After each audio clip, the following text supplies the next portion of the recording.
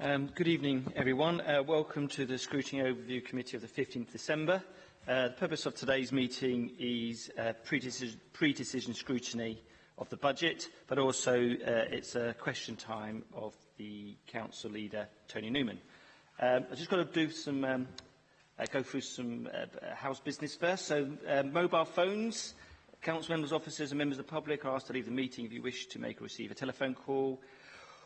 All council members are reminded that there's a signing-in sheet which we ask you to sign to record attendance. And finally, when referring to pages within the report, please can you refer to the specific pack number, which is in the bottom right-hand corner, rather than individual items, page numbers within the report. So hopefully we'll all find our pages that bit quicker. So, on to the business. Item 1, apology for absence. Councillor Sharon Chowdhury's apologised for this evening. Councillor David Wood is here as his reserve.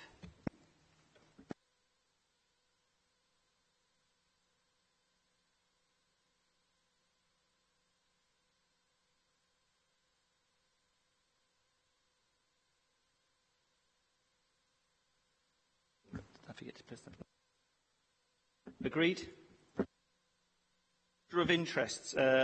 Members are invited to disclose any interests that are not already on the register of interests. Forms are available from Karen. Okay. So item 4, which is urgent business. There is none. So, in terms of item 5, exempt items, ask the committee to agree the allocation of business between Part A and Part B. Agreed. And so we'll go on to item 6, which is pre-decision scrutinies, performance and proposed 16-17 budget. For those looking at the pack, it's pack page 25. And I'm just going to ask the Leader of the Council, Councillor Tony Newman, to introduce the people who are with him for this stage of the meeting. Well, we've got Councillor Simon Hall, our Cabinet Lead, of the Chief Executive, Nathan Elvery, Richard Simpson, our Finance Lead, and Hamida Ali, Councillor Hamida Ali, Simon's Deputy Cabinet Member. Thank you. So now that what we're going to have first is a presentation. Who's going to... We're going to ask our Chief Executive and Richard to lead off on the presentation, but shall I say just a few words to introduce the presentation, Chair? Or would you like no, that's even better. Yes, go ahead. You do the first few words. I just think it's, before we get into the sort of formal presentation, it's very important the context, really, of which we're seeing this presentation this evening, and I'll be very brief with this introduction, but I think we are looking at unprecedented times for local government. We're not just seeing the cuts, the budgets, 55% over the last 5 years, with more to come of that magnitude over the next period, that will see us move to a situation where local government, I think, essentially will have none of the grants we recognise in a traditional way. So we're moving to a new model, for better or worse, in terms of how local government's funded. We've also seen, again, I think, very, very rare to see this year. On top of all of those pressures, we've seen in-year pressures on the council's budget, whether that's been, £600,000 of CALAC funding, the ongoing issue around the unaccompanied asylum budget. And just to update anybody that was following that last night, there's been further discussions with the Home Office today. I think they accept around about half of that, £1.3 million, might be a technical issue that they're more responsible for, should we put it like that, and then there'll be a robust debate around the rest of it. So we've seen that, and then we've seen, again, after 5 years of a government, Conservative-led government, that all but had a cap on council tax, we've now seen the Chancellor of the Exchequer effectively announce a 2% precept in terms of adult social care, that although it's not a legal requirement, clearly there's huge pressure on councils of all parties to implement that, as George Osborne recognised, to attempt to fund some of the funding gap in terms of that adult social care area. But of course, even 2% being raised by every council in the land will come nowhere near the gap the nation faces there. So I think we're seeing taxation very much passed from national government to local government. So we are seeing these huge pressures on council services. We are seeing the council having to do more with less, and that does mean we're looking at less staff than a year ago, and there'll be less staff this time next year than there was prior to that. So this does mean doing more with less, literally. Part of that, I think this administration's response has been to accelerate the digital agenda to improve access to council services online and work with partners such as Go Digital to make sure that the 80,000 people in the borough who currently aren't skilled up to access the council online rapidly can be, and I think that offers some potential service improvements as well. But it would be naive to think these don't increase the severe pressures on the staff we do have. But in terms of the administration's priorities, the data we have shows that people in terms of the clean streets agenda are starting to notice the streets becoming cleaner. There's a long way to go, but we're making progress. We're cracking down on fly tipping and prosecuting fly tippers. We've taken a lead on the affordable housing agenda. Croydon today has been very much in the media as the second biggest growth borough in London, currently sitting just behind Newham. I think the headline was the Southern Powerhouse. I think the London Powerhouse would equally do. And why that's important is because strategically we took a decision 18 months ago to drive growth, to bring jobs, to bring investment into Croydon, and to change Croydon into a different place. I've used the language of a European city rather than a sleepy London suburb. And when you look at where the funding of local government will be in the future, then if that decision looked like the right one a year ago, it looks even stronger today in terms of our growth, at least giving Croydon and the London Borough of Croydon a reasonable chance in the world we're heading towards in terms of business rates and a less or no grant to be able to fund public services in Croydon, even though I think it raises questions in some other parts of the country. So it's a very, very tough backdrop to this this budget, and this budget I think has to be seen in the context of unprecedented and historical changes to a local government that, although it's been through some tough times in the past, particularly the 80s, has broadly looked the same, if you like, for many years. This is radically different, and this is part of a journey to a radically different place. I'll leave it at there for now, Chair. Thank you. So, Simon and Richard, are you doing the presentation? Is it Richard?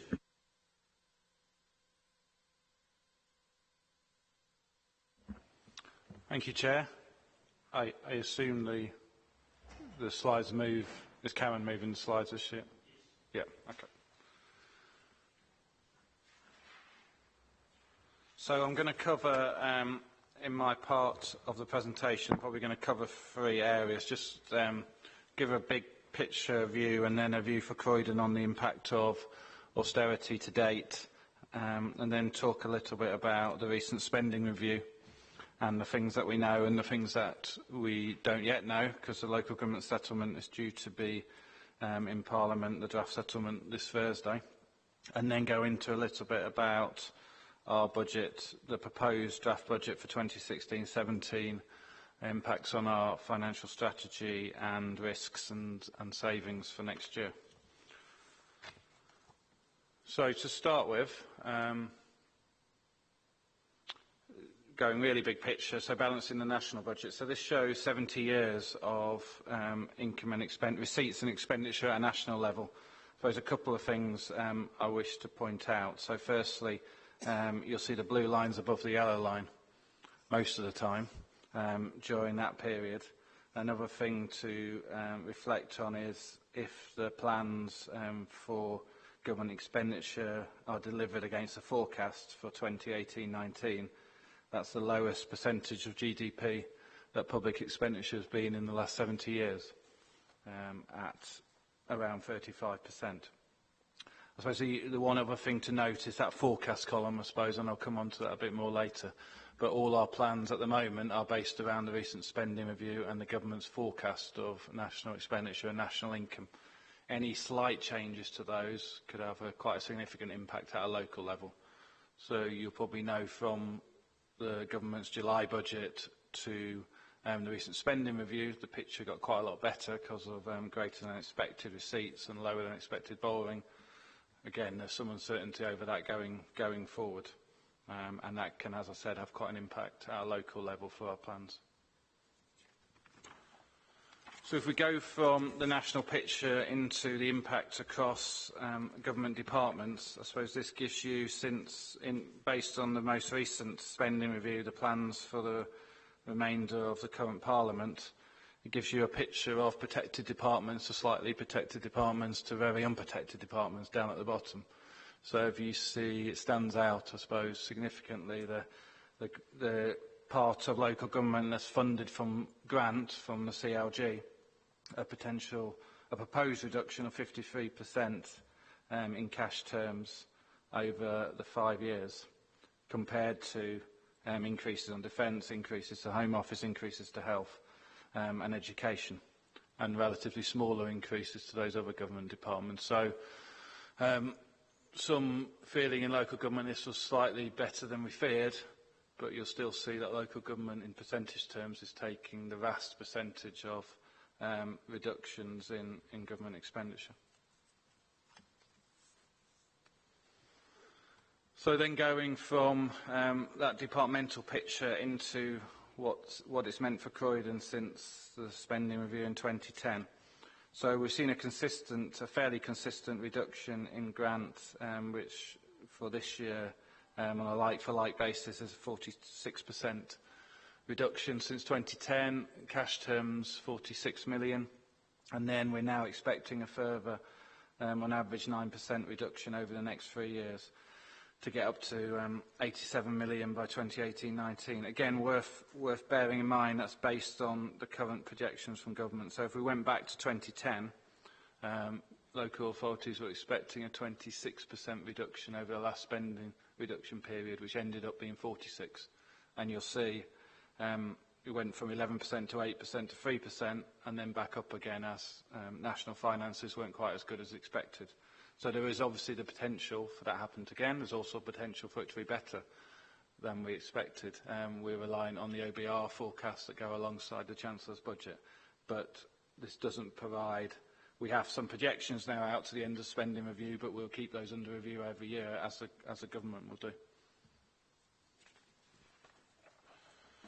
So from that impact on Croydon, there's obviously, I think the leader touched on the impact on the council's directly employed staff since 2010-11, that we're now seeing over a reduction of over 1,000 full-time equivalent staff since 2010. And these aren't based on detailed proposals, but we expect a further reduction, as shown on here, of broadly 150 staff per year over the next 3 years if we're to deliver the type of savings that we need to deliver to set balanced budgets each year. You will be aware that at the moment the Council is going through a process of voluntary severance programme and inviting staff to come forward for that, which we hope contributes to the savings we require over the coming years.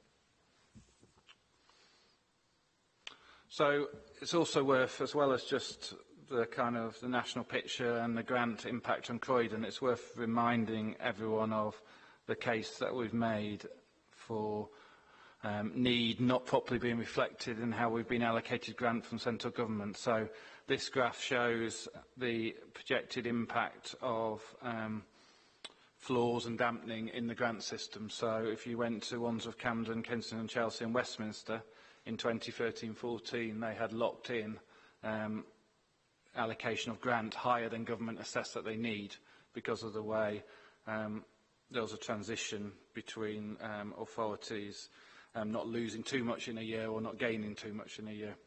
But that was locked in the way the government agreed the new funding system in 2013-14. And those authorities at the far right, Newham, Enfield, Redbridge, Croydon, saw us receive less than the government said our assessed need was. Now, it's quite difficult to, so this is a projection to 2020-21, it's quite difficult to extrapolate that going forward because of grant being cut at the same time, but this is the best estimate done by independent external organisation about the impact on London of that formula being fixed in 2013-14.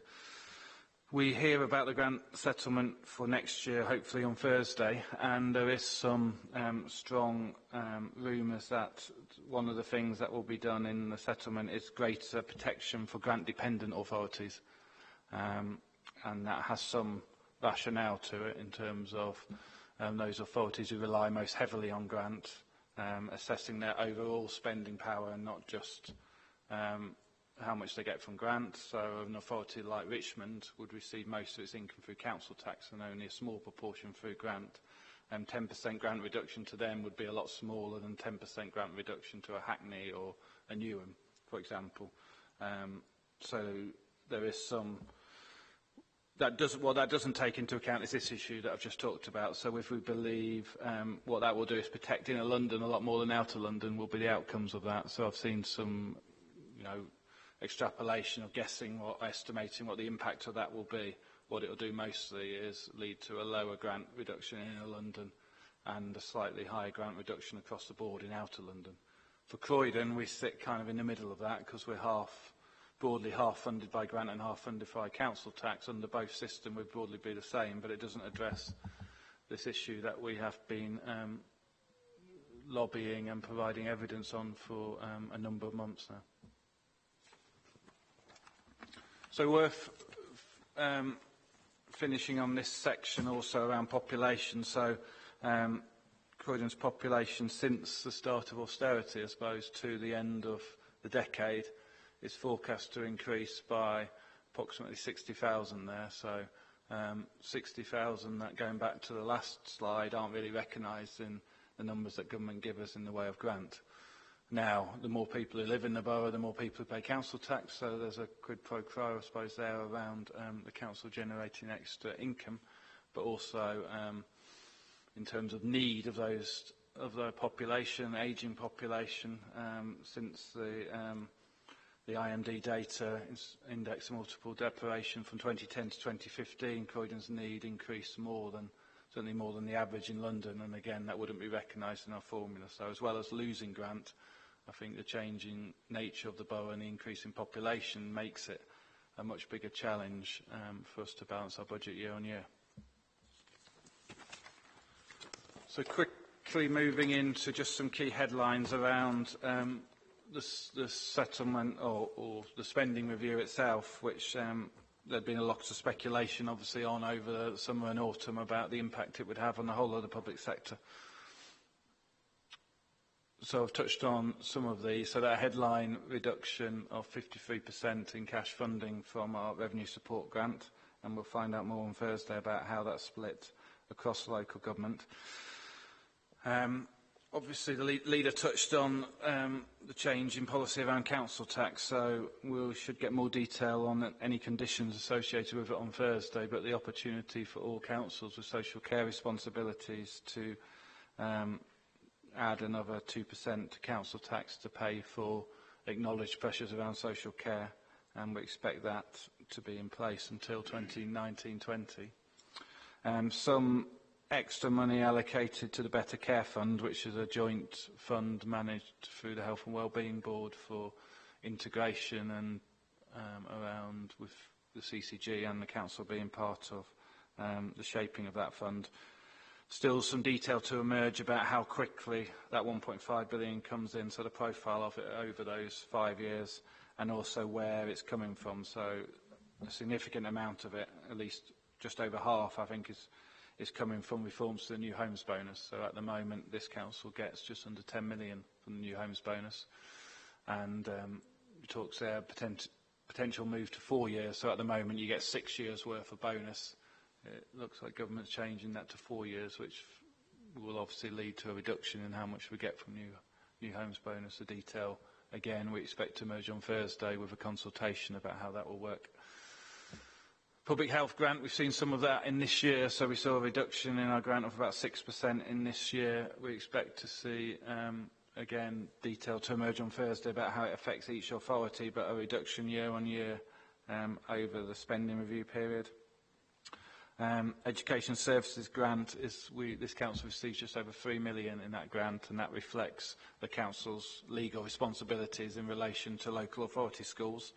academies get money for the Education Services Grant directly.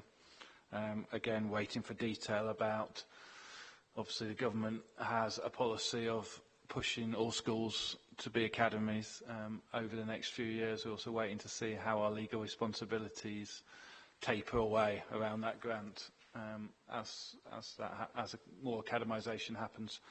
And the last point there is around giving local authorities more flexibility to use capital receipts to fund the costs of service reform.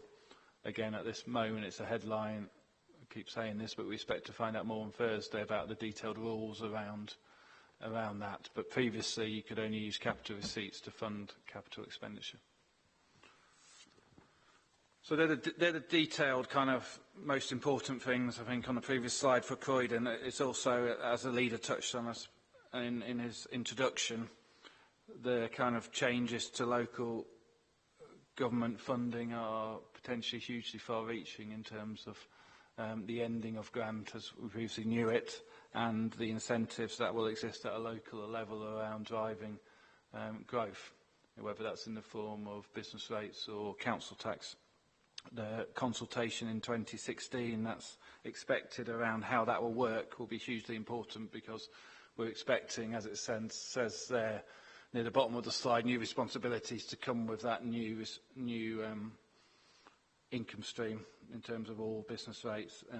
The ending of the specific grants that remain we expect to end, such as public health and potentially housing benefit administration grant.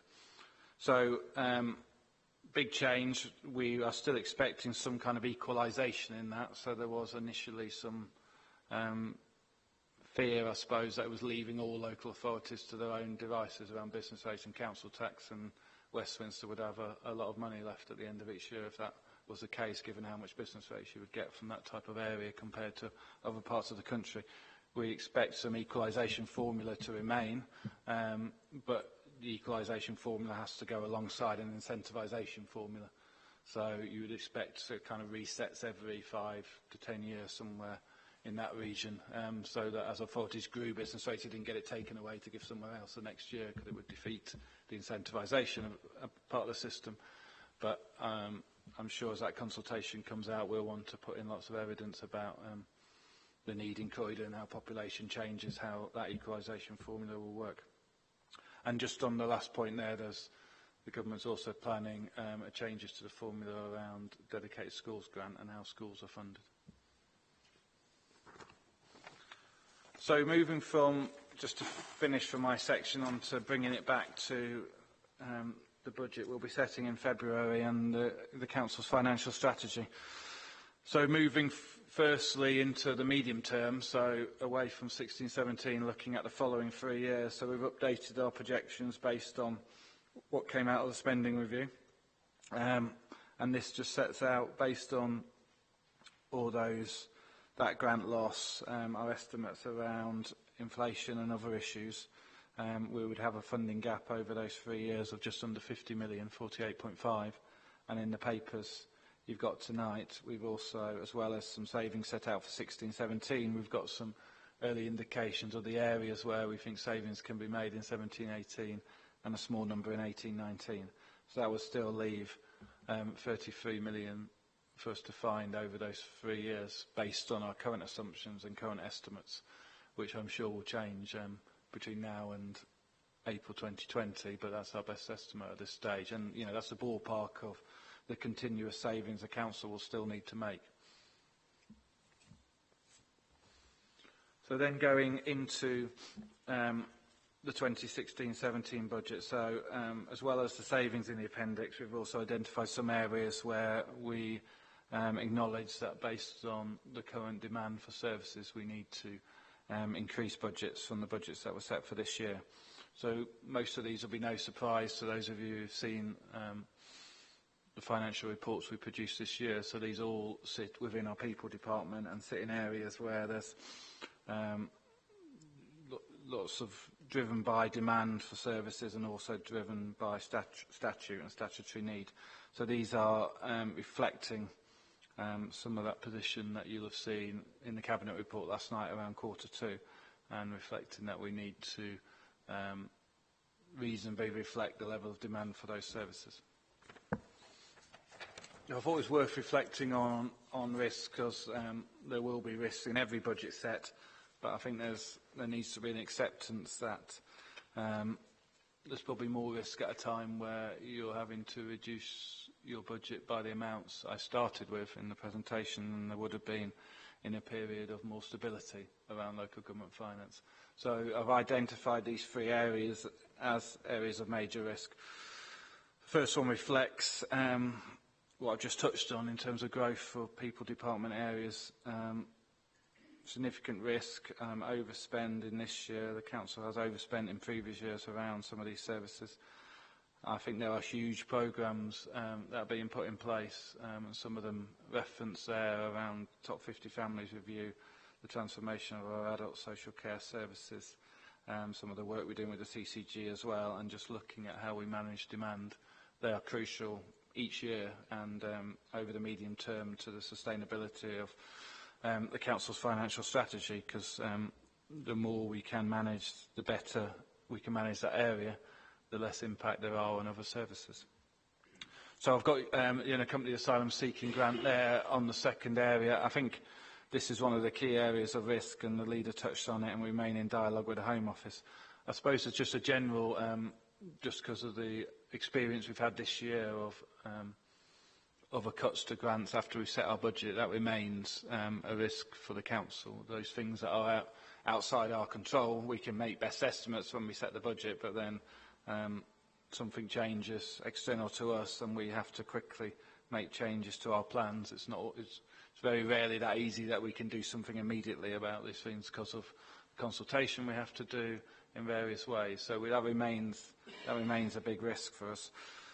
And lastly there, just the delivery of some of the savings in the appendix takes a lot of work and takes resource and takes, with a reducing workforce for the council, some of the challenges in delivery of this become more significant. So the challenge we're taking on is not salami slicing and not taking easy options, but some of these are transformational programmes that have risk attached to them in terms of delivery.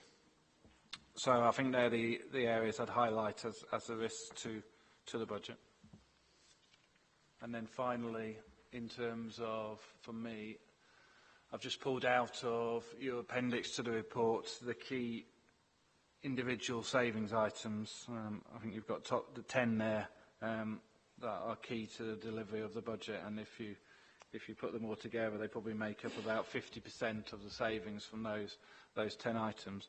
I think it's worth saying lots of those are continuations of things that were put in place for the 15-16 budget and are delivering, or the things that have been put in place during the year that have been to Cabinet. So that gives me some confidence around the level of savings that we need to deliver for next year, that plans are already in place around a number of those. Consultation is happening, or proposals have been published around those, and we're making progress around the delivery of all of those options. So I'll hand over to Nathan. So I'm conscious of time, Chair, so I will make this relatively brief. So I think the question for us as an authority, as a council, and for the sector, with that as the backdrop, what position do we take and how do we respond to that challenge? And what I'm just going to take you through is a little bit of an insight in a sense of how we're doing against that backdrop, what our direction needs to be, and what some of the opportunities are for us as an authority in the sector moving forward, because there are huge opportunities, as the leaders already said, around these are unprecedented times, but they're also unprecedented times around opportunities such as devolution.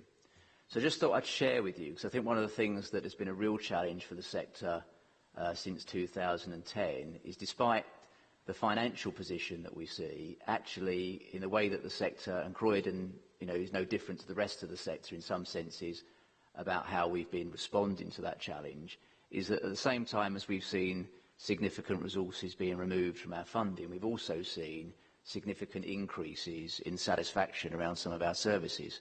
So for those authorities that get that right and are planning ahead and are doing those forecasts in the medium term, and as Richard's just said, in terms of the transformation agenda are well managed on that agenda, you should expect to see that you're using that challenge to your advantage to force through some of the things that you need to change and to force through the remodelling of your organisation and the way it delivers its services. And Croydon's no exception to that. And I take that right back, to 2010, and this challenge has been shared by both political parties to that extent. So I just wanted to share with you some, I'm not going to go through each of these, just share you some of the positives messages. So we did some survey work, over 1,000 residents, just before the summer in June of 2015, this year. And these are some of the positive messages that have come out from some of the work and some of the reflections. And obviously, I'll pick out just a few. That resident satisfaction with the council, 60%. So despite the challenges of what we're trying to do, you'd hope that the way that you're impacting on services and impacting on residents' lives remains as positive as it can be. Next slide for me. There's some things that we need to improve, no surprising, it's not all good news. So residents very keen to get involved in what's going on, very keen to support their local communities. We know that we've got a huge voluntary presence in the borough, and there's more for us to do there on both those factors in terms of how we work with communities, not only in terms of the decisions that we are taking on their behalves and the engagement that we have around those decisions that we take, but are do some of the things that we're seeing out in places like Thornton Heath and the Community Champions work that we're doing around Don't Mess with Croydon, those types of things where we can get communities more involved in their own areas. And there's also, on the next slide, there are things that we just need to not forget that we need to keep right. So in terms of work even harder on, so some good news there, 32% of residents notice an improvement in the cleanliness of their areas in the last 12 months, but that's only 32%, so that's 1 in 3. Some more work for us to do. So I think despite the backdrop of the challenges, working hard to get the priorities right and focus on the things that most matter to residents' lives, and I'm talking about outcomes rather than focusing just on the way that we deliver those services, so those outcomes being the right outcomes and the right priorities. And I think the challenge for the sector moving forward, and therefore the things that will shape the sector, and therefore the things that will shape our organisation, are what are those priorities that our residents demand of us and the services that they want from us moving forward. So the next slide, it looks complicated. It's not at all. It's very simple. I think there's 4 directions of travel that you can take your organisation in. And I think part of the backdrop of the challenge that financially that we're in is if you take the left-hand side, really, of this diagram, you can choose to just try and absorb that financial loss. You can just absorb that by making your organisation smaller and trying to survive with an existing service model, but just, as Richard was saying earlier, effectively salami slicing, what you do.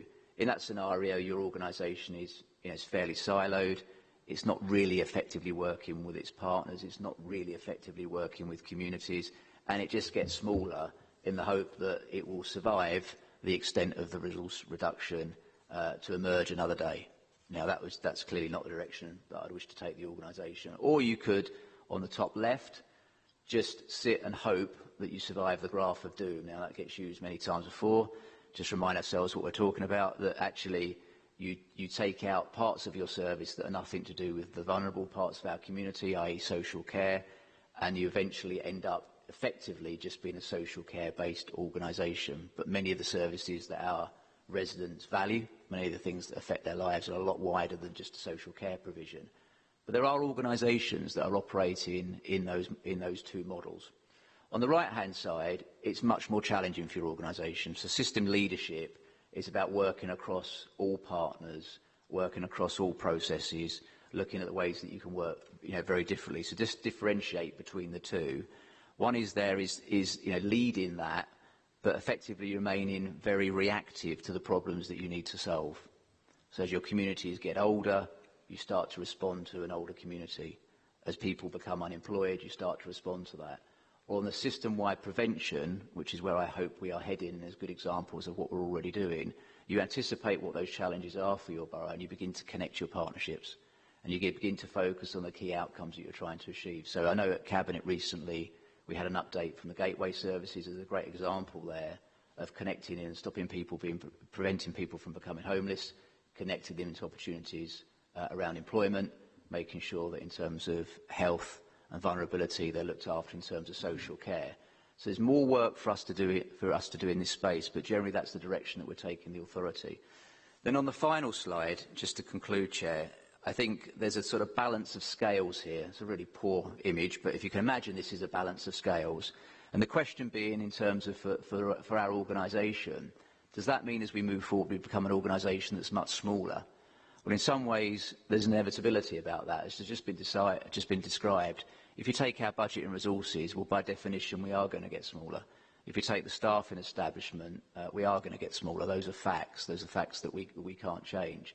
And in terms of an austerity-led sector, which would be the things down the right-hand side, you know, we've seen over recent years the influence of the local authority in terms of education is becoming less, academisation, free schools, you know, more so recently that coasting schools will automatically become academies. We've seen school improvement, you know, move away from our responsibilities. We've seen DSG, etc. We're seeing education commissioners being put forward for the whole of London. Housing, we've seen some challenges around the housing bill and planning bill that's currently on its way through Parliament and the challenges that will bring about. Healthcare, integration, depends, etc., which direction that may go in. If social care is heading more in a health dimension as opposed to health heading more towards a social care dimension, that'll have an impact on us moving forward. So I think there are lots of factors on that right-hand side, and I think the big box on the left-hand side, I guess, is the unknown quantity. What is it through devolution that we might see the opportunity for us as an organisation to grow in impact? So it's not about a growth in size, I think it's a growing impact. Devolution offers us the opportunity to take hold of things like the employment programme, adult skills, employability, plus 16 opportunities, joint health commissioning across the sector, planning freedoms, delivery of homes.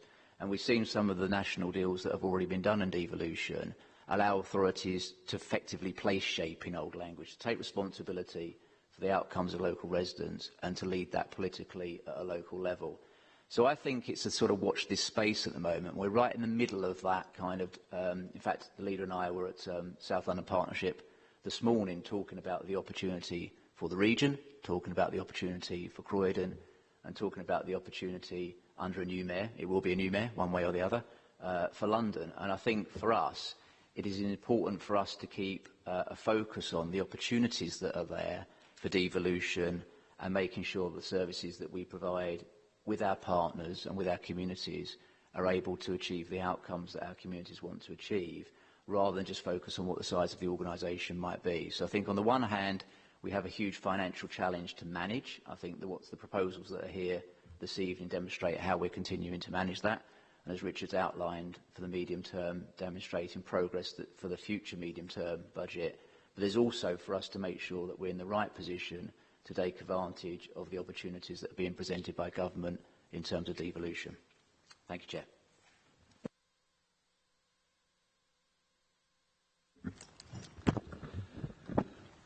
Thank you, Nathan and Richard. I'm just going to bring in Simon just for a couple of words, but before I do that, for those people who were watching at home, that presentation goes up on the website at midnight when all the servers refresh or something, I believe. So anybody wants the details, wait till then, or at least or from tomorrow.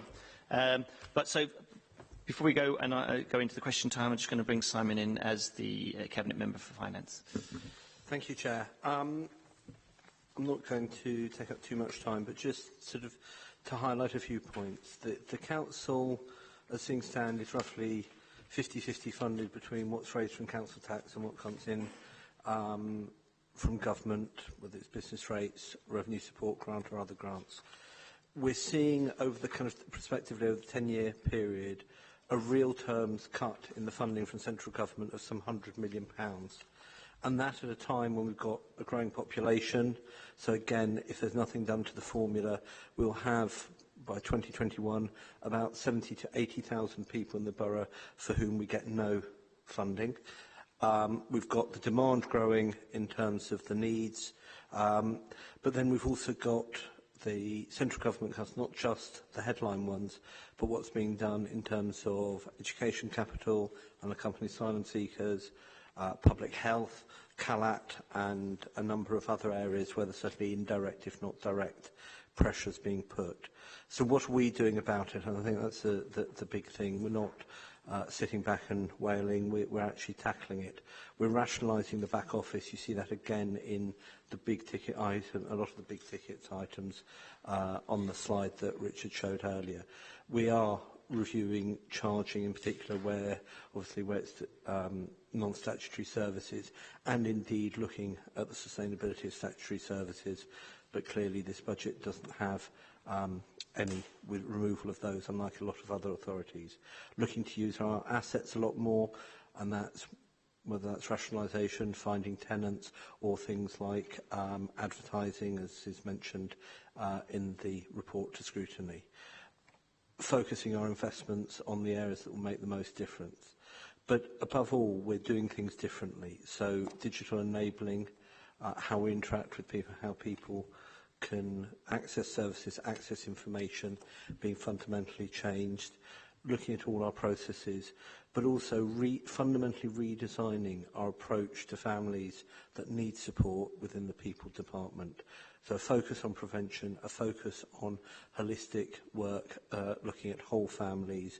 The work that the Gateway Phase 1 has done, we heard that at Cabinet a couple of cabinets ago. Fantastic work that's making a tangible difference, but it's taking that to another level. And having seen the detailed work that was done on the 50 families that cost the council the most at the moment, the work that comes out once you look at what the opportunities are for individual families, but also how we could have prevented the level of need and crisis that those families have gone into, is absolutely fascinating, but also really powerful in seeing what we can do differently, which will be a massive win-win, actually improving the lives of the individuals and families involved, giving them much better outcomes, but also at the same time saving the council money. And there are all sorts of examples within that that have come out of that top 50, both specific actions but also lessons learned. So it's about doing things differently, about changing the whole balance of how the People Department works on looking at prevention and supporting families to avoid those crisis situations. And that's a lot of our focus in terms of both managing demand pressures, but going much, much further than that to deliver to the people that need our services most. And I'll leave it at that, Chair. Thank you, Simon. I'm just going to sort of lay out some ground rules for the meeting. To overcome issues that have been going on for many years in scrutiny, and the desire of both parties for everyone at scrutiny to answer every question, so we don't get through that many, I have introduced a rule for this one, where only one councillor can answer a question and one officer. So we're not going to have a scenario where all four of you will answer, or even five of you, Hamida gets invited in, cannot answer the same question. So Simon and Tony either have to take it in turns, and Nathan and Richard would have to take it in turns. Right? So secondly, if it's already in the paper, just point to it and keep it reasonably short. So we want to get through quite a lot. Secondly, what I'm proposing is to give councillors an opportunity to have to answer a series of questions, but we are going to break it down by the three main areas of resources, people, then places. So I'm saying to councillors, if you've got questions on green waste, please wait, for example, to the place part. The resources one will effectively merge in with the budget settlement and the forthcoming review. So I would ask you that when you're grouping your questions, that you do think of them in terms of resources, people, then place. And then that way we'll be able to go through the three sections. And I also just want to refer all councillors here to the appendices, which have specific items. So when you want to particularly ask on them, that you may want to also refer to the 3 appendix. I'm going to I'm just going to go over and ask councillors who wants to go first. But before that, I just want to ask one question, just generally. Are there any hidden budget cuts or misdescribed budget cuts? I just want an assurance that there's nothing in any of the lines, in any of the papers, that describes something reasonably innocuous. Well, actually, we find that our bin service has gone from weekly to 2 weekly, for example. Well, Chair, I'm very happy to answer that as the leader of London's most transparent council. There is absolutely no hidden cuts here. We've, I think, been very open indeed about, tough decisions have been taken. We've had debates in this chamber in recent weeks, for example, on the garden waste collection and about the need to have to introduce a charge of £1 a week if we're going to see that service continue. So we've taken some tough decisions, but no, there are no hidden cuts. I don't think, chancellors of perhaps both parties down the years in the national parliament have always covered themselves in glory when the budgets have tended to unravel only days after they've been presented. So there are no hidden cuts in this budget, although, of course, obviously, we do sit here still 48 hours before, or slightly less now, we get the official settlement for this borough, and with other issues such as the asylum grant that you saw there. But there are absolutely what is in these papers is what there is, Chair. Thank you very much. Okay, so I'm going to look around the councillors and see who would like to ask say questions. I've seen Carol, Sarah, and then okay, Carol, if you want to go first on the resources and general funding. Yeah. In the presentation, you talked about staffing reductions, and I suppose this is a bit of a how long's a piece of string question, if I'm honest. But how confident can you be that we can carry on delivering the services that we need to deliver with those reductions of staff?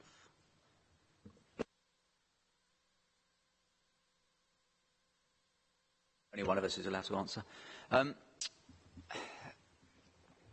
I guess as confident as I can be, and what I mean by that is, in terms of how we take the decisions to reduce the number of staff, we don't start with a target of, in order to achieve the budget, this number of staff must be leaving the organisation. So what we work through is the transformation programme in terms of where we believe that we can change the way that we deliver the service. That might be introduction of new technology. So if I give you an example, we've just introduced a technology called Blue Prism, which deals with our MARAC referrals, so children that are reported through the police service to us in social care. That whole process now is undertaken in an automated way. We're able, as a consequence of that, to lose a member of staff, but did so without any impact whatsoever on the service. In fact, if anything, the service improved, because it meant that in terms of manually making those changes, they were happening sort of like on a midnight on a Sunday, ready for social workers to pick them up on a Monday, rather than someone inputting that on a Monday to a Wednesday. So I think there's a sense of programming that through in terms of transformation. I think there's real choices and certainly choices as we go forward. So I can't promise that it'll have no impact on services at some point in the future. And this paper has some choices. We're going to have to change the way we deliver services. So there could be impacts on the standard of that service, the volume of that service, the quantity of that service, or the availability of that service. But before we simply focus on the number of staff, we'll be going through those sort of choices, and we'll be making those choices in terms of service delivery and understanding, more importantly, the outcome of that choice before it results in any consultation with staff about any job losses. Can I just add very briefly to that, Chair? Because politically we made it very clear that we're determined to protect frontline services that the public depend on so much, and as Nathan said, that has implications in the future. But it's also about how we work now. So the partnerships that we increasingly will see, such as the one with the NHS around over 65s, that's working with other public bodies, and in terms of delivering services, it's an overused phrase, but in a joined-up way and in partnership. You know, the starting point here, as the Chief Executive said earlier, isn't to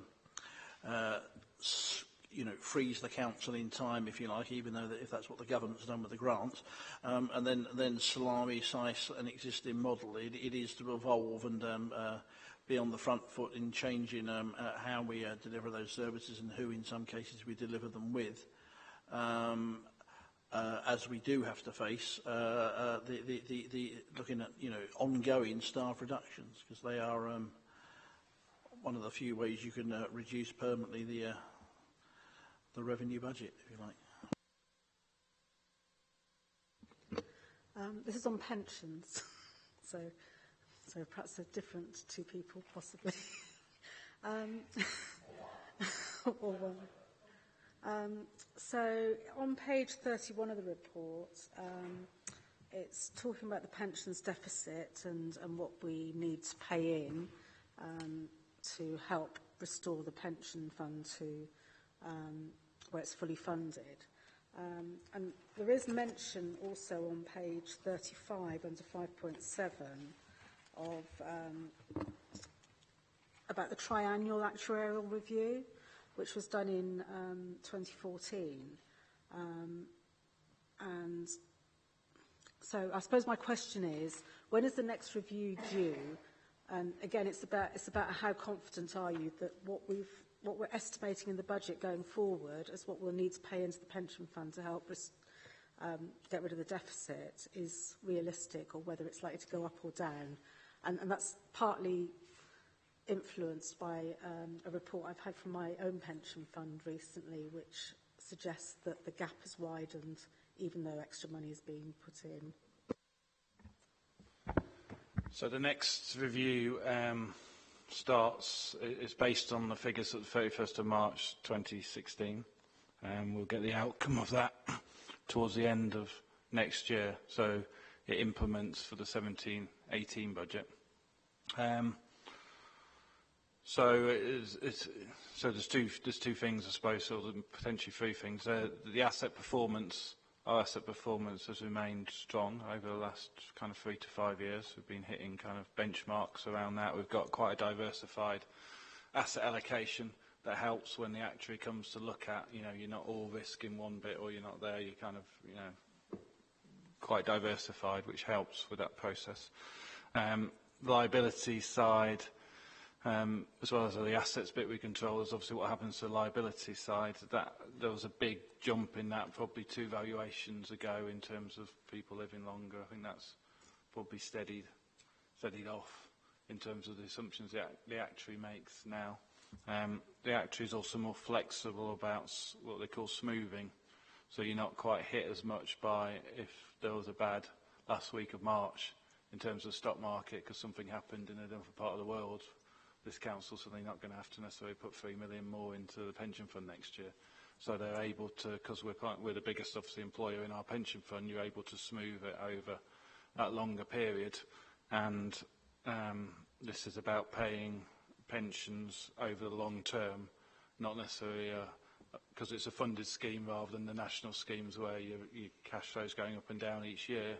There's more flexibility around managing that over the long term, and I don't think actuaries even want pension funds to bankrupt, stop local authorities running services and just become a pension fund. You know, they're aware of that dynamic around the local government pension scheme.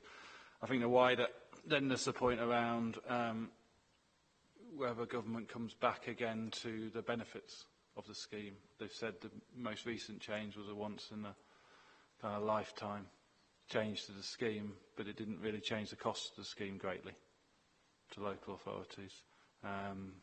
Which, you know, depending on what side of the argument you are in terms of benefits to pensioners in the future, or the cost to the local authority can be seen as a good or bad thing. But I think there's the potential that is still up for debate. There's also lots of change going on, and the government are consulting on trying to improve returns from pension funds and reduce management fees by looking at bigger pools across the country, and there's already a London collective investment vehicle that we think will be beneficial in reducing our overhead costs of managers. So in terms of the money we've got put in the budget, the 1 million planned for 16-17 is based on that previous review, so it won't change. And you saw some of the numbers add up in the presentation. We're planning for a kind of 2 million increase over the next 3 years. I hope it's better than that. I don't think it's likely that it's going to be worse because of that position. I think one of the other bigger problems of the pension fund is the smaller employees and who happen to be a scheduled member of the pension fund, like charities or voluntary groups, and it can have a much bigger impact on them because they're from a much smaller pool. Potentially they've only got 1 or 2 members of the scheme now. The council still has a kind of significant number of our staff in the pension fund, so we're still contributing.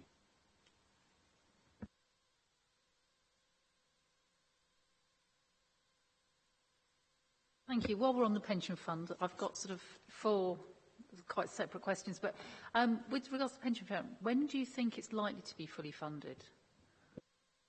Well, the valuation says 22 years. Before you retire. No, sorry, you don't have to answer that one.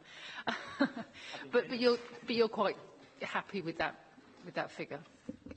I think that the plan is the deficit recovery period is over 22 years. I don't think everything will go according to plan every year of those 22 years. The most important thing is that there is a funded scheme. Therefore, we're making plans to recover that deficit. They only becomes a real problem if the council stopped employing people, and therefore we were getting no contributions into the fund. That's when employers get in trouble because it becomes a mature scheme and they've got no current contributions. Well, as long as the council's running services and employing people, then we're continuing to put contributions into the scheme. And just very quickly, finally on that one, we've just done a big strategic asset allocation review to try and align the allocation of assets over the medium term to one that, based on the advice, based on the analysis, will optimise the position and reflect the shift that will happen in the next probably couple of years, whereby pensions being paid out will exceed in-year contributions, so you actually need some of the income from assets to fund the payment of pensions and lump sums. So that's why we've just undertaken that strategic asset allocation to try and maximise the chances. Which actually leads me very well on to the next question I was going to ask, which is on page 28, 2.1111, which is the sale of fixed assets.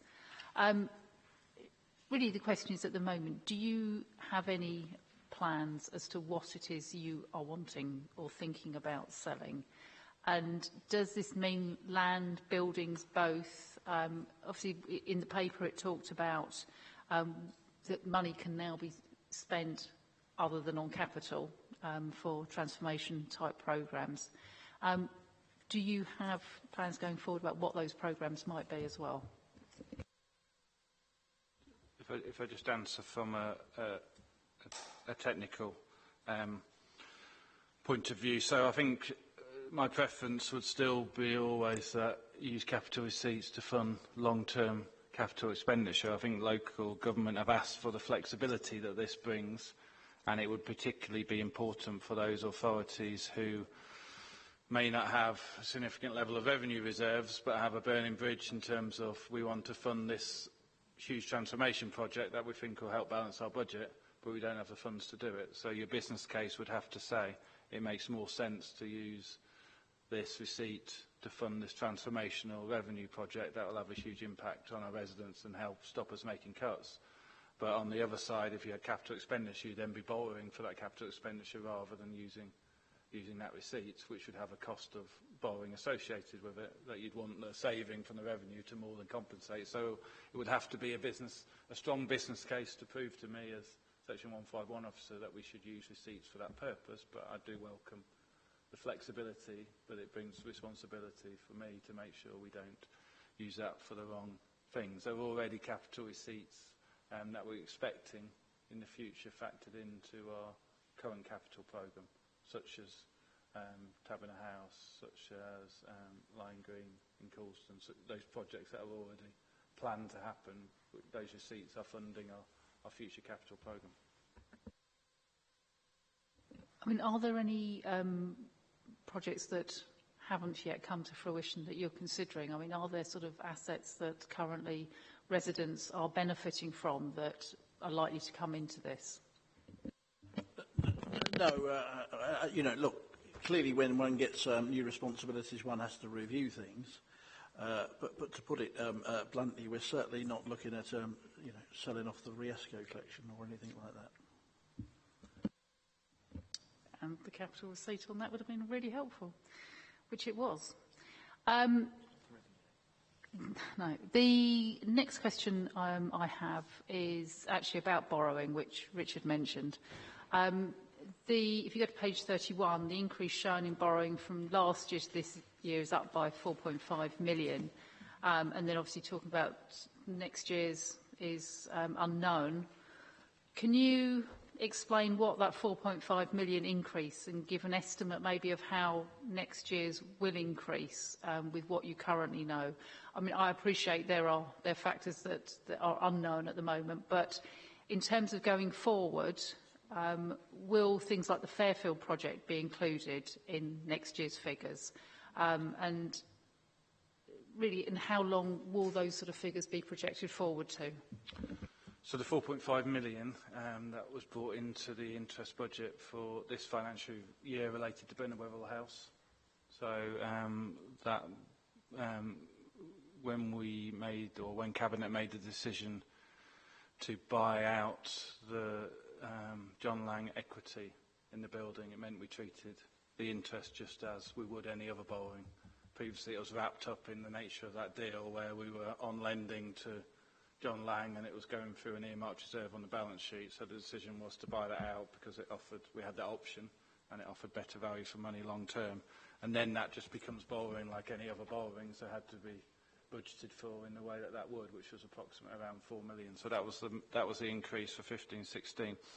For 16-17, I think based on the current capital programme, there is an underspend this year on interest that you'll have seen in last night's Cabinet report because we managed to borrow at better rates than we budgeted for, particularly on the loan relating to our schools programme from the European Investment Bank, which ended up being about 1% below PWLB on the day we took that loan, which over kind of approximately 20 years and 100 million adds up to a big saving for Croydon taxpayers. So at this moment, given we've got an underspend this year, I'm not anticipating a material increase in that budget for next year because we're underspending, so we'll be borrowing more next year, but I think it can probably be managed within the headroom of that budget. The budget for interest for the future years really just depend on final decisions made on the capital programme at Cabinet in February, and a big element of that programme is obviously school places, and I think there's planned to be a report on education estate strategy coming back in January where we're looking at minimising that borrowing wherever we can, which will obviously have an impact longer term on how much we borrow. I think when you touched on more the regeneration type schemes like College Green and potentially like Taberner House, Fairfield you touched on, and a range of other things where we think there's schemes that will generate return for the council, so we might have to borrow money up front which has interest attached to it, but will result in a future either land receipt or profit from a development, then we're capturing those through our revolving investment fund. So there will be interest attached to them, but we think in those cases we would expect that interest to be cancelled out by future returns on that scheme or future land receipt from that scheme.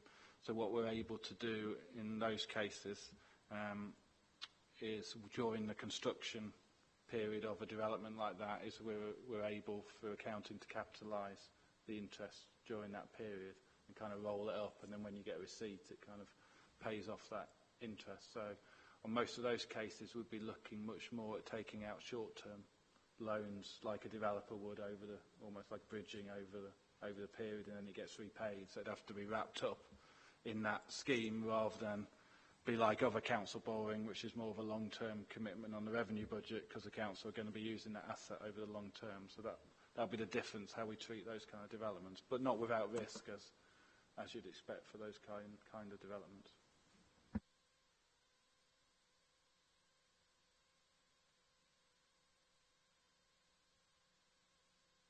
Thank you. You mentioned when you did your presentations earlier about the 2% precept increase for adult social care. And you also said in your manifesto that you would freeze council tax. I know that the two are slightly different, but obviously people will still see an increase in council tax. When will you be letting residents know whether this 2% increase will be taken? Is it something you can talk about now, or is it something that you won't be sort of giving answers on until the February council tax meeting? Thank you. Well, I mean, we have to make a final decision, but I think I've given a very clear indication, along with many other council leaders, that it's all but imposed. George Osborne himself in Parliament used the phrase precept, and we will very much show on the council tax bill what people are paying for council services provided by the London Borough of Croydon, and any precept that the government are introducing.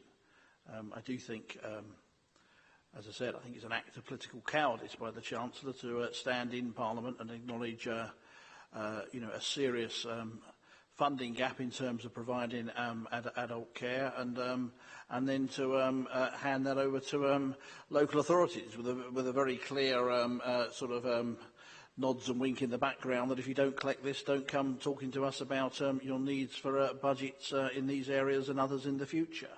So, there are formal decisions to be taken, but there is a direction of travel here where I think it's likely that residents will see that on their bill. But I think it's a debate, a very legitimate debate for politicians to have, and to inform the public who has driven that. And I think the clip of George Osborne making that announcement in Parliament will be very widely played indeed up and down the land by council leaders of all political parties in the months ahead. And it is a complete U-turn, as I said in my introduction. You know, we saw a Conservative-led government for 5 years when Eric Pickles was, Sir Eric was around the place, threatening all sorts of ghastly things to everybody if the council tax went up, and now we virtually had this passporting of a national issue onto local councils in terms of collecting the tax. I don't think it's a very fair way for a government to act, but we are where we are. I'm really sorry to hear that you think devolution of power and responsibility is a bad thing. I think that was something that we all thought would be very positive, so that councils had more control. But anyway, I will let other people ask questions.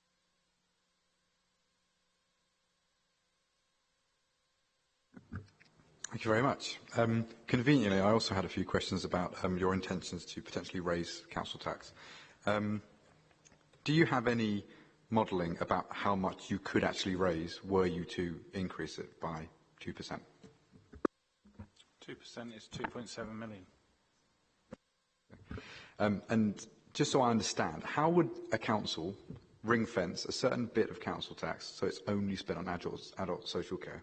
How does a council guarantee that the 2% that is entirely meant to only be spent on adult social care goes towards that?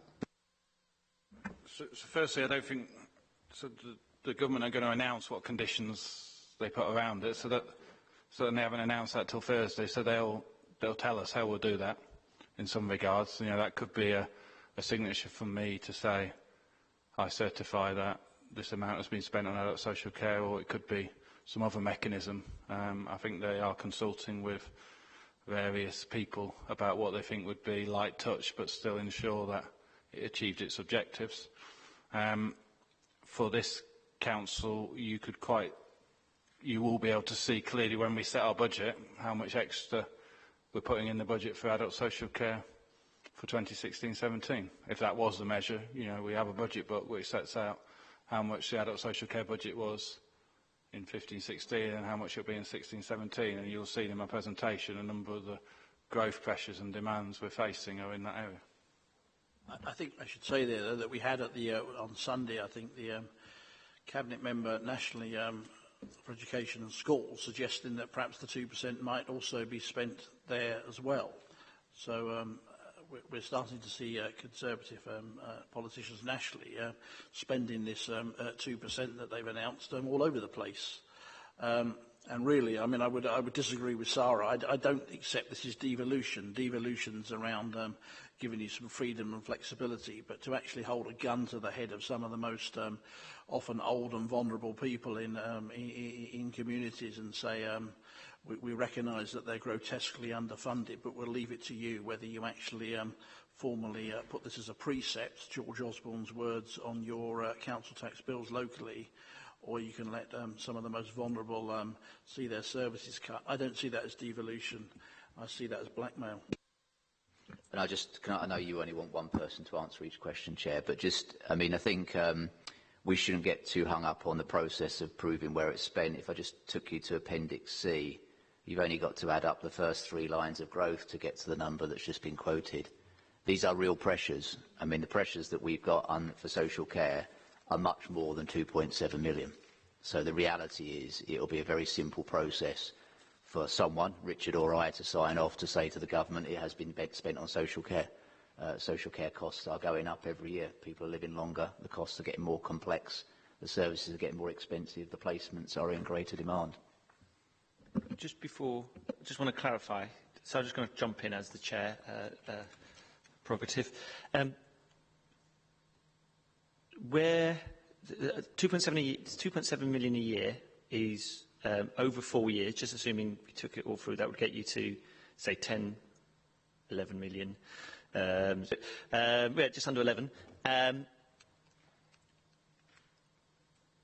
Assuming all the other, because we know we may have a discussion about cuts versus transformation. Is in today's money, projecting forward, how far short are we in real terms in the social care budget in terms of funding compared to where we are now? So, you know, even with all our transformation projects going on, what's the level of money should the council be spending on social services so that we wouldn't have this situation where only the very, very people with the highest needs get met? So, for example, I think we had quite a lot of medium needs used to be met in the recent part that have now been dropped. I'm just trying to get a sense of scale of how much does that make up for that gap? Can't both go. Okay. You do half an hour. I'll do half an hour. So, in terms, we did some modelling about 18 months ago. If you just looked at the changing borough in terms of number of people who would be receiving social care and the demands over the next 3 or 4 years, and that projected, if we did nothing under that scenario, we were talking about, you know, £3.5 to £4 million a year that the bill would just go up by. Now, we're obviously not doing nothing, but under that scenario, just as a result of demographics and change, that would be the kind of pressure on our adult social care budget each year. So I think in that sense, a 2% precept is a pretty accurate forecast of just about a growing population. But of course, that's based on the projections as we understand the population to be at the moment, based on the needs that people have as a consequence of their lifestyles at the moment.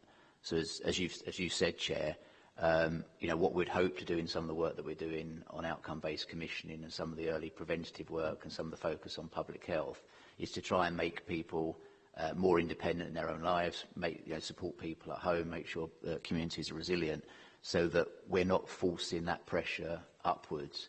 But we know, and I think we saw this morning, didn't we, Leader, that if you project from where we are today, the growth in adult social care in terms of population, and population doesn't necessarily mean it equates to cost, is a 60% increase in the next 10 years. So in terms of our population changing, our population is getting older rapidly. And we had the conversation that we were having this morning was around how you integrate health and social care sub-regionally to manage the complexity of that demand and how quickly we do need to transform. Because otherwise we'll just be consumed by that, and a 2% precept just won't be enough to cover it. Or whoever's funding it. This is not an issue of politics, it is whoever's funding it, whether it's funded at a national level or a local level. There is a massive problem for us in this country to face the growing demands of people living longer, with complex health needs. So if people are healthy, which what we've got to do in terms of preventative measures is what we've got to focus on. But as Richard said, in terms of the forecast that we have, ours is going up 3 to 4 million each year. I'll bring Mary back in, but that seems to apply to me that actually the scary impact on the council is 2020 onwards, where, as we have discovered, that places like Croydon somewhere has a quarter of its residents over 65 and only 7% in Broad Green.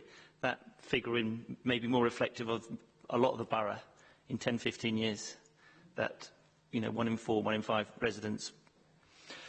Okay, Mario, sorry for interrupting. So, do you want to carry on? I do, thank you. Just a slight change of subject onto the business rates announcement. So, Chancellor announced that Council will be able to retain 100% business rates. I know it's currently in consultation. Has the Council fed back to the Government? What do you expect the benefits, and if there are any negatives, to be to businesses in Croydon? So it's not out of consultation yet. It'll be out of consultation in 2016. So we will be feeding in when that consultation comes out. And I think, as I said in my presentation, some of the key things for us to be aware of will be what are some of those extra responsibilities that come with that devolution. The positives are obviously, depending on the split with the GLA of that 100%, because it's not 100% to Croydon, it's 100% to both tiers of government. The positives are about retention of growth, I suppose, so rather than losing that and having an incentive around how we can drive business growth across the borough and keeping more of that than we do under the current 50% system.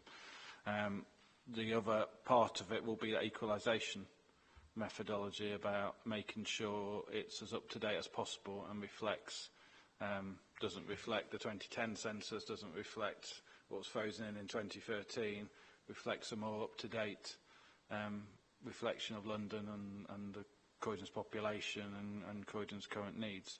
So that'll be something we also want to be reflected in there. I think that's the key point, coming to the devolution thing. So we've obviously promoted on a cross-party basis here the growth zone, and took that decision over a year ago, and we've seen those very positive figures today. So this is a part of the devolution agenda. One can welcome more, but we don't want to see the other parts of the funding package, as Richard said, frozen in time with that chart that shows how unfairly, if you like, Croydon and other boroughs are funded compared to some other places in London. And also we're seeing, for other reasons, those sort of heat deprivation maps driving poverty to or lower incomes to outer London from inner London, a historical change there. Yet we have this inbuilt unfairness in the funding, and although devolution is to mean something, it needs to give us greater flexibility and not replace one inadequate budget, if you like, with another one, albeit raised in a different way. So I think there's an ongoing agenda, but there is more to welcome in principle around this for a borough like Croydon. But I do think there are other parts of the country where the model may not work quite so well, and there has to be concerns even in somewhere like Croydon, where we're seeing a lot of success at the moment. There will always be, 5, 10, 15, whatever years down the line, there'll always be another global downturn at some point in the economy, because that's just the way the global economy historically works, and it's what sort of safety net's built in around that model as well. Offer this, so it's not answering the question, so I think I'm allowed that. I think because the transformation of 100% to business rates is quite complex, I think it'd be an opportunity to offer a briefing session for members about understanding when the consultation comes out what that means, because it is very complex in terms of what the opportunity is, both to take advantage of the opportunity in terms of the devolution deal, but what the risks are to the council for doing that and moving to 100% business rate based funding to fund local services, and what the complexities and the relationship that might mean to do that. So I think it's such a seismic shift away from RSG, revenue support grant funding, to business rates, that I think all members to kind of understand it would be a really useful basis going forward, not least because that's how we're going to be setting the baseline budget as we move forward.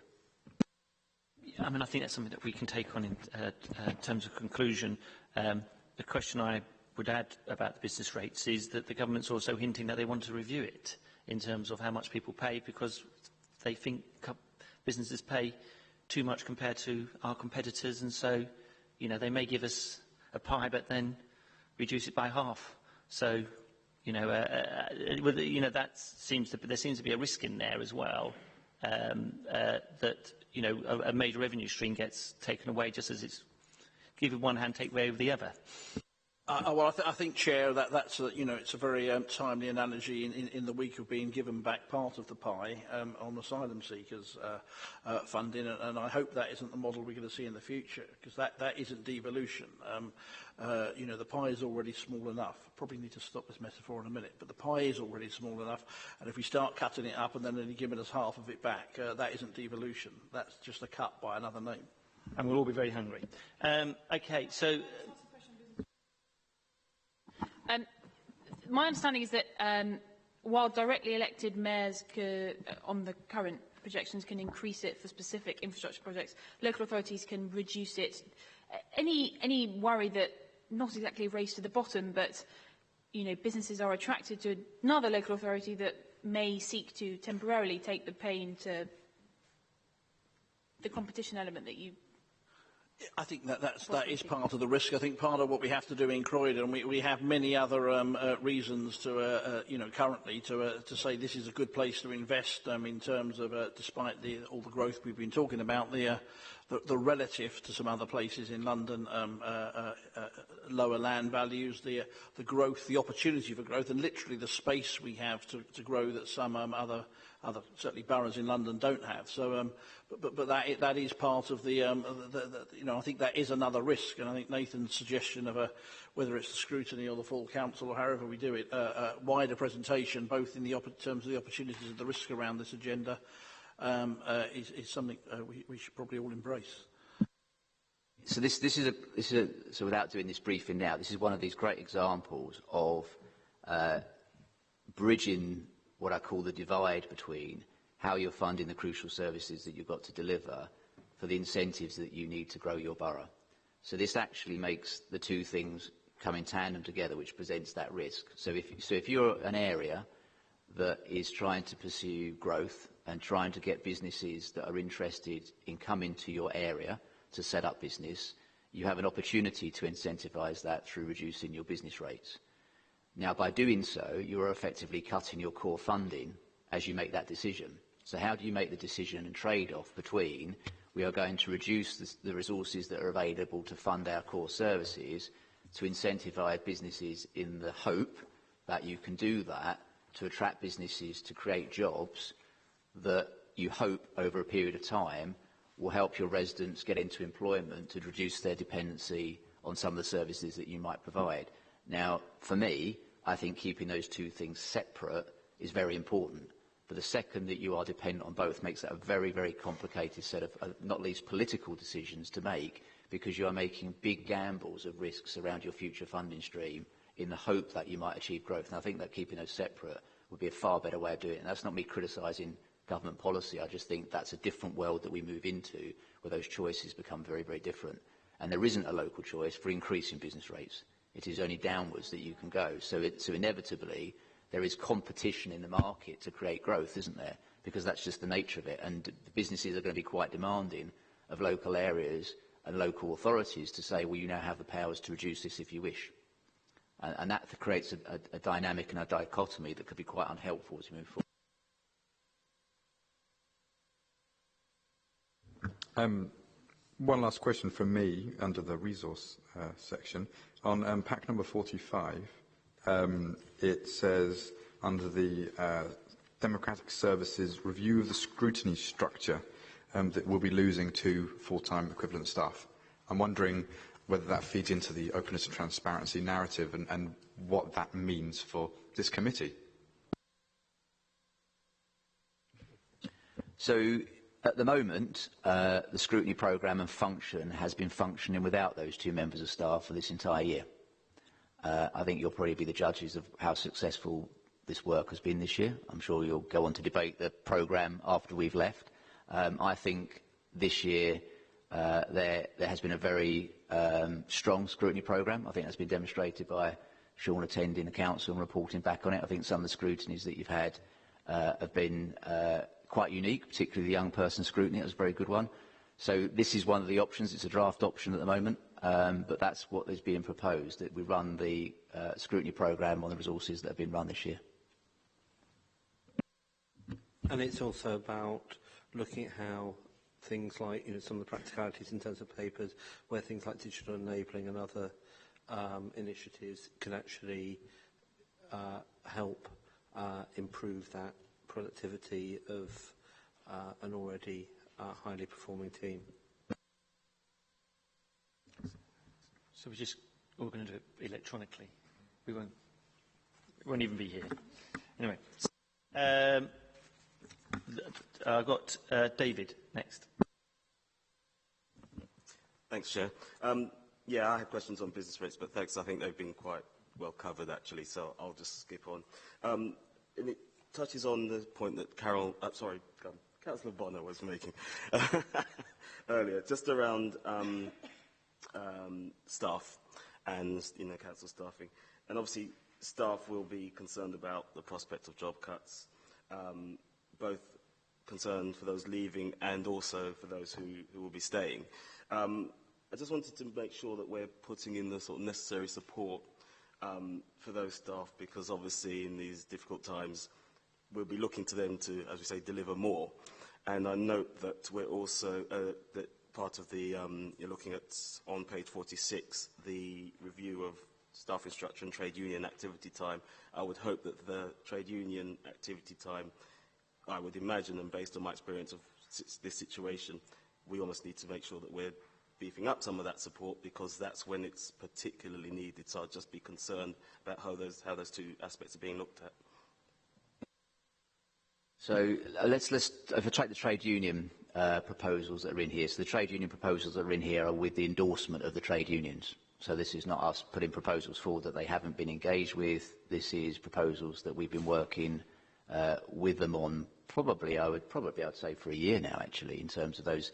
So they are very comfortable with those proposals, and it supports the way they want to work with us moving forward. And obviously we do work with the unions in terms of proposals, as you know. Really good point on staffing. So if I can pick up the point that you said around for those that are left doing more, I think one of the key challenges is making sure that what we're not doing here is reducing the staff establishment and expecting those that are left to do twice the job, because they're picking up the role that the person that's left they're now doing. So one of the things that we've got to be really careful to do is make sure, as we were saying earlier to Carol, around how we consider the options that we're taking forward and being realistic about the services that can be provided, whether we transform them or we're making changes to those services, about how we do that going forward.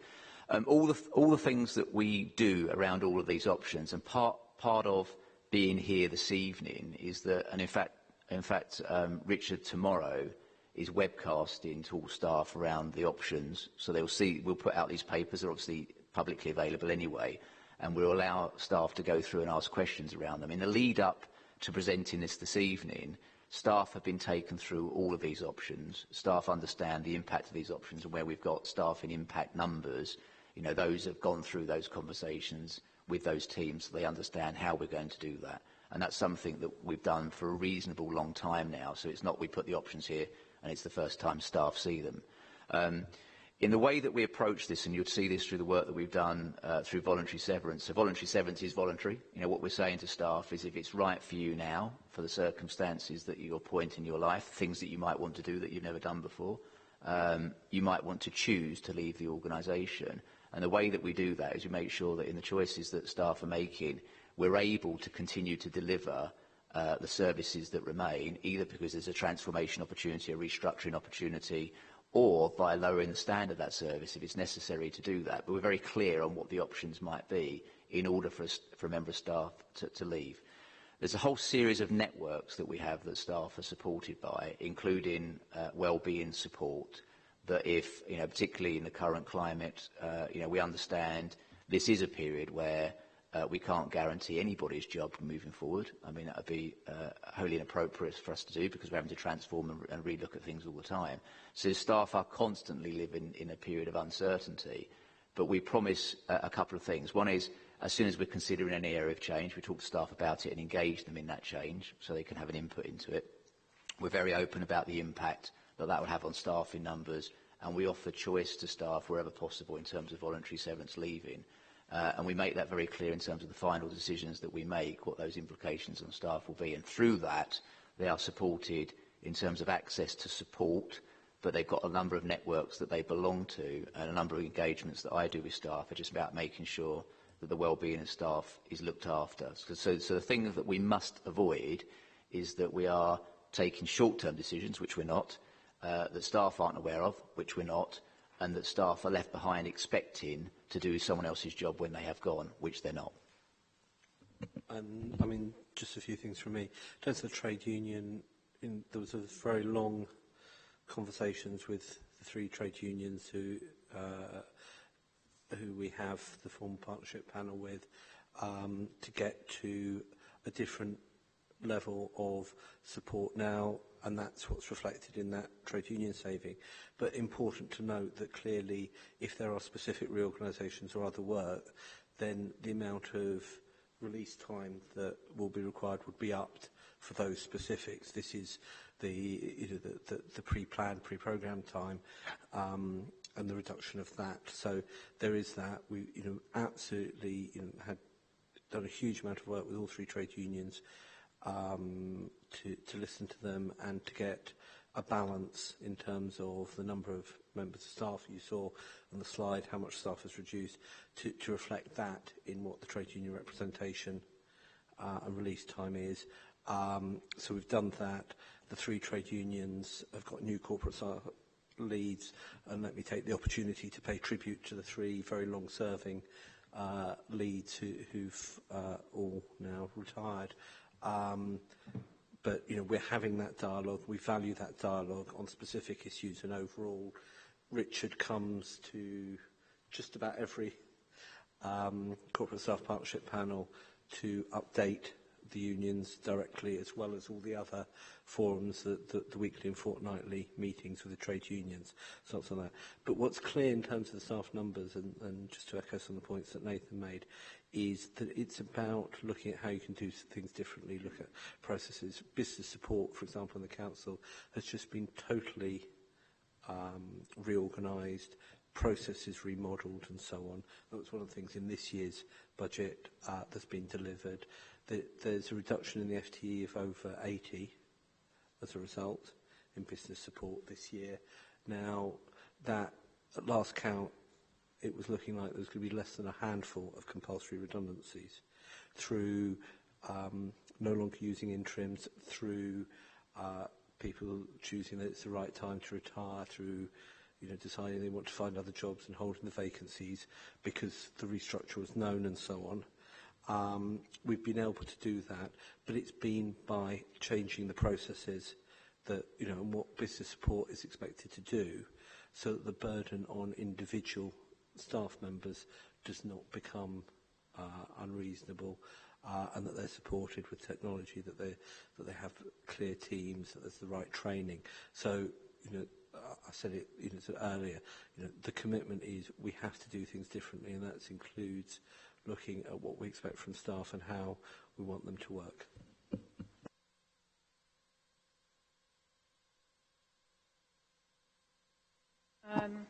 Yeah, my question, I already looked at electronic and it doesn't have the appropriate page numbers, but it's a question about on the finance and assets section of resources savings in the appendix.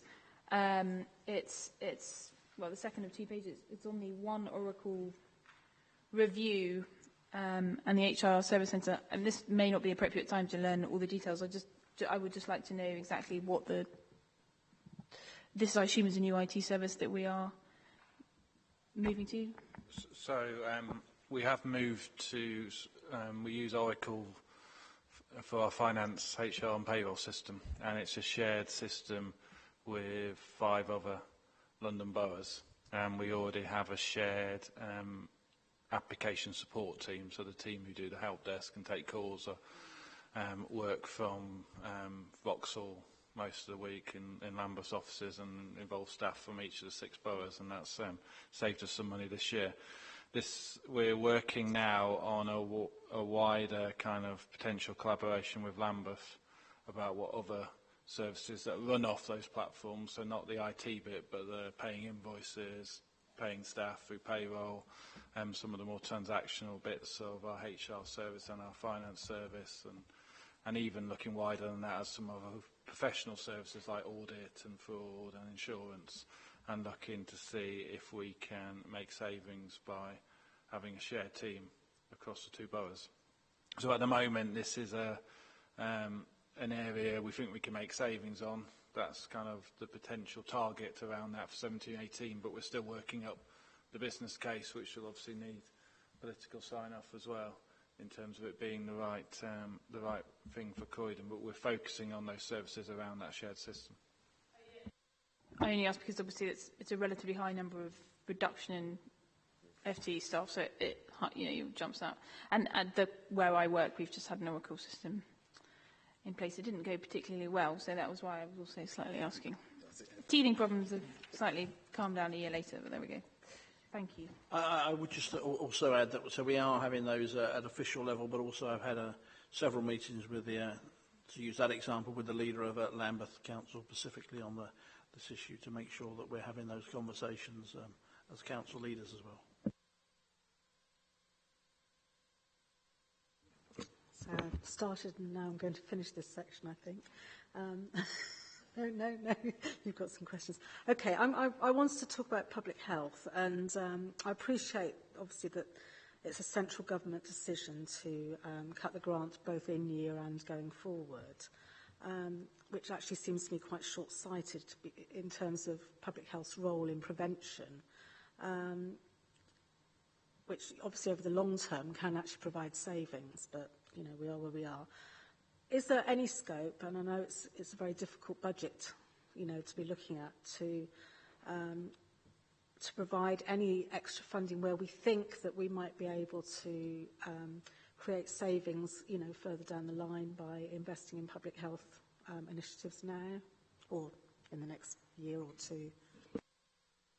So the short answer to that is yes, but if you ask me where, I'd say I don't know yet. Interesting you asked that question, because on Thursday of this week, we're taking the public health team away for the day to work through, what does the medium-term challenge for public health mean, with this as the backdrop, 3.9% reduction for the next few years, the ring fencing coming off in a few years' time, and looking at the challenges for Croydon in terms of health outcomes, and very much what you say, Carol, in terms of how much can we do in the preventative measures on those things that have big impacts like smoking and heart disease, and getting our young people fitter, losing weight. What can we do, and are we targeted enough in knowing what we're doing is having the types of outcomes that we expect it to have in the communities that we should be working with to have those big outcomes. And I think the question for the team on Thursday is, we've got some really, really good pieces of work that we do.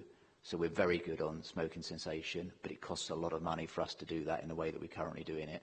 We've got big issues in terms of immunisation, and we know that those sort of things, if you do that well and early and preventative. So actually we've got a bit of a mixed story, but we've got a lot of analysis that shows us what we need to be doing. The question is about how more effective we can be doing that, not just as a public health team, but how we can be doing that through all the services that we provide as a council, and what we should be doing with our partners on that, and therefore what our relationship in terms of health prevention measures are with the CCG. So obviously, my view is CCG at the moment is commissioning for sickness, it's not commissioning for health. It's too late when people are having treatment in hospital. You want to go into preventative measures much, much earlier on. So I'm quite excited at the moment in the sense that we've just got a new Director of Public Health, Rachel Flowers, that's just been appointed. She's bringing a lot of experience from Public Health England with her. We've got a couple of people in at the moment that are looking to work with us in terms of that transition of public health to that dimension, very much around, what can we do to be more successful in the preventive measures, and where can we make that investment. We still have, just over 20 million in a public health grant to invest. That's a huge amount of money to invest in this agenda. Chair's hurrying us along, but it has to be said, it was very short-sighted, I think, by the government to announce a cut in public health at this moment, because the figures, when you see them for Croydon and South London, as we were looking at earlier, in terms of an ageing population with all those needs, prevention is a huge part of this, and I think we have to, hopefully reset the national debate as well as the Croydon debate. We're going to need to see more of that money that goes into the NHS to tackle these issues once they become a treatment and a sickness issue aimed at prevention. It has to be the future, but it's not where we are at the moment, I'm afraid. Jason. Thank you, Chair. Could I just get a couple of pieces of clarification on some of the figures that we've received? You put a graph up in the presentation which was entitled Grant Loss for Croydon. Could you just clarify what you mean by grant loss as to what exactly it is you're referring to? And also, you have a number of blue columns that go across showing it says annual grant loss. Are those figures the change from one year to the next, or are they relating back to the figure in 2011 in terms of the percentage? So on the latter point, they go from one year to the next. On the initial point, what we're referring to by grant loss, if you go back to the equivalent of what our grant was in 2010, so at that point it was made up of, it wasn't made up of any localised business rates, it was made up wholly of revenue support grant.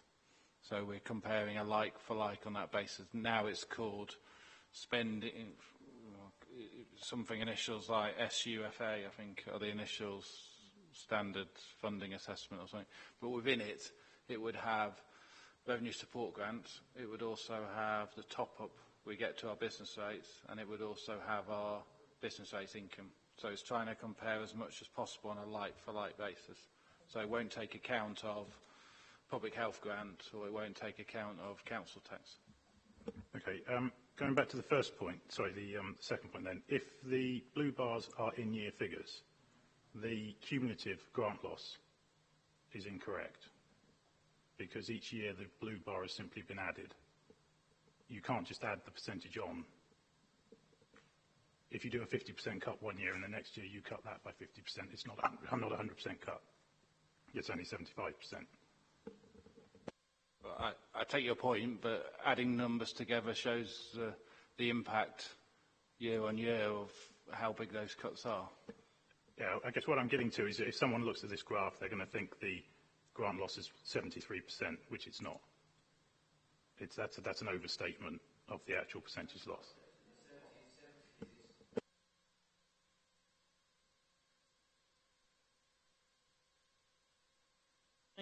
Just to clarify this, the 9% on 2018 is a 9% cut from the 2010 figure, not the 9% cut from the 2017-18 figure. Is that it? No. I thought I clarified that in the first answer to Jason. The individual annual grant losses are compared to the previous year. So if you make, I'm sorry to belabor the point, but these figures are going out. If you make a 14% cut one year after having made a 9.9% cut the previous year, that's not a 23% cut. You can't just add those figures together and present them as a total figure. That's not. I'm happy to work through the figures. I don't think there'll be a huge difference, Chair. Okay, and then we'll recirculate them. Okay, fine.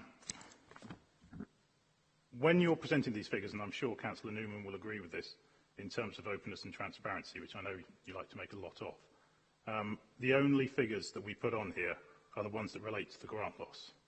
Now, I'm not saying that the challenges to the council are any less overall. The cuts that need to be made and changes that need to be made are what they are. But if you look in the figures in terms of the change to the revenue budget that you've presented within the cabinet paper, the scrutiny papers, between 2014-15 and 2015-16, there's a 4.1% change in terms of the actual revenue to the council. We never see the overall council figures presented in any of the figures that you put forward. We always just see the government grant cuts, which gives a disproportionate representation of the impact on the council's finances. When you put the government's figures in here, you put everything in. Well, when you present the council's figures, we just get the portion that you can ascribe to the government. We don't put in the fact that council tax has gone up or the business rates is going up. Well, I think we do obviously, under any administration, you see all of those figures when you see the full budget. But I think this is the answer I gave to that question last night. We're showing in those figures specifically the political decisions that have been taken by national politicians to cut the grant to this council and others up and down the land. I did say, and I'll repeat it again, tonight that there was some work started, but very much one of the key political priorities and drivers of this administration is growth, hence the drive in and taking on the growth agenda, and they are local decisions taken by local politicians in terms of driving a growth agenda, increasing the housing supply in the borough. And I think we are reflecting two different things. One is decisions taken by local politicians to drive growth in Croydon, that although it brings some challenges with it, we'll see the increases in terms of the council tax base, which is what you're referring to essentially, and one or two other bits and pieces. The other one is to reflect decisions by taking national politicians to cut the funding to Croydon regardless of those local decisions. I think it's entirely legitimate to separate out the decisions taken by the government of the day and the decisions taken by the government and administration of the day locally. And I don't see any contradiction in those positions whatsoever, because when you see the final budget presented, all of that will be laid out. And yes, I will keep reminding everybody that it's an open and transparent council, because this scrutiny committee, but 2.5, 3 years ago, under the previous Conservative administration, would not have been webcast because you had the cameras taken out the council chamber. That was another decision taken by local politicians to put the cameras in the council chamber, so that tonight's meeting, even if it's not attracting huge figures in terms of ratings, is open, transparent, and on the record in terms of any analysis that people want to do after the meeting. Can I just add this? I think it's quite important that we understand why there's a focus on grant, because we've got to remind ourselves of a system that we've come from and a system that we're moving to. So the system that we have come from is where government made an assessment of what you needed in terms of resources in your local area to provide a set of services to your local community based on that set of needs that they've undertaken. So they would take into account your ability to raise revenue locally, so in this case council tax, more latterly business rates, and the grant would be the mechanism that topped up what you needed to provide that level of service at a local level. So what has now changed from 2013-14 is that grant has now been frozen and has subsequently been steadily reduced. And if we remind ourselves that our ability to increase the other two sources of income, business rates, we don't control business rate increases, and council tax, we don't control council tax increases because they're capped. So the reason of the focus on grant against the ability of council to deliver its services are because it's the fundamental reduction of our support baseline. And the other two areas, to your point, Jason, which should be right, if you had absolute flexibility to be able to say you've got the ability to increase these to replace your grant mechanism, you could do so, but you don't. The mechanism that exists at the moment is those are also controlled by the government. So at the moment we're seeing our grant being reduced by the government and our two other sources of income being controlled by the government, which is why it's so important to understand that at the pace at which our grant is being reduced, we don't have the pace to grow the other revenue sources in order to replace that grant successfully and therefore maintain an income source to the council. So therefore, overall, our income sources are going down, either because they're constrained and controlled or they're being reduced. I accept all of those things that you've said. The point I was making was that when you have to go to the residents of Croydon and explain the efficiencies or cuts that are needing to be made, they are made on the basis of the overall council's finances, not just on the grant loss. The grant loss, taken in isolation, which generally speaking when we receive these reports, and the same thing has happened today, that is what is presented, doesn't tie up with the changes that are needing to be made in the departments. That is based on the overall council finances. I am simply saying, in terms of openness and transparency, it would be better to see the overall council finances and the change in that, so that people can understand the pressures more clearly, because we're only seeing the change in one aspect of it. Look, excuse me, before anyone answers, we're not going to, everyone's going to, or four of you are desperate to answer. I'm just going to, Tony, I'm chairing this meeting. Right, Richard, can I have your response? And then that will be the last response to that item, okay? So, section on local taxation and collection fund on page 35 of the papers talks in some detail about the change in council tax and business rates from the collection fund that's likely to be factored into next year's budget. If Jason was referring to the presentation, they didn't think there was enough emphasis in the presentation on that part of the council's budget. That's an opinion that Jason can give. I think I spoke during the presentation about council tax and business rates because they're major income sources to the council and there's major changes happening. I mean, as I said, this is a scrutiny committee that has to review in a period of time, in a most effective way, decisions that can be, that impact on the Croydon taxpayers. Now, we have plenty of other opportunities to talk about whether there is savings to be made elsewhere in the council, but in front of me, I believe, because I was the one who discussed what should be presented here, is that we should be honing in on the things that are influencing the council budget, and that does include decisions over council tax rise. And I've got a couple of questions to ask. I'm sort of slightly surprised nobody's actually asked some of these questions on resources about council tax. I know we've had a question about the social care precept, but we don't have time to go through the blue book, and we don't even have a copy of that. We've now got a new name, hasn't it? It's the budget book, but it's not written yet, Chair. Yeah. That's why you don't have it. Yeah. So we're still in the early stages. This is not. We don't even have the final set of figures from the government. So I'm relaxed. Not relaxed, I'm happy with the information we have here because I believe that's the area that we can hone in on. We have a course of the overview year to make our views on whether there are certain aspects of the budget that are not to do with the funding from the government. And an example of this is that we spent a significant amount of time at the previous meeting on borrowing and capital expenditure, which drives revenue costs because we have to borrow money. So if those people are interested in that, they just need to go back one meeting, look at the webcast at that meeting, and they would be able to see a significant area. So I'm not going to spend any time going much on revenue because we've done that in the course of the year. Later on, there may be other items that we're not going to touch. That's because, if we've dealt with it before, we don't have time to do it this evening. But in terms of my questions, I think one of the questions that I quite like to understand from the leadership and from the exec team is how you decided which things to cut.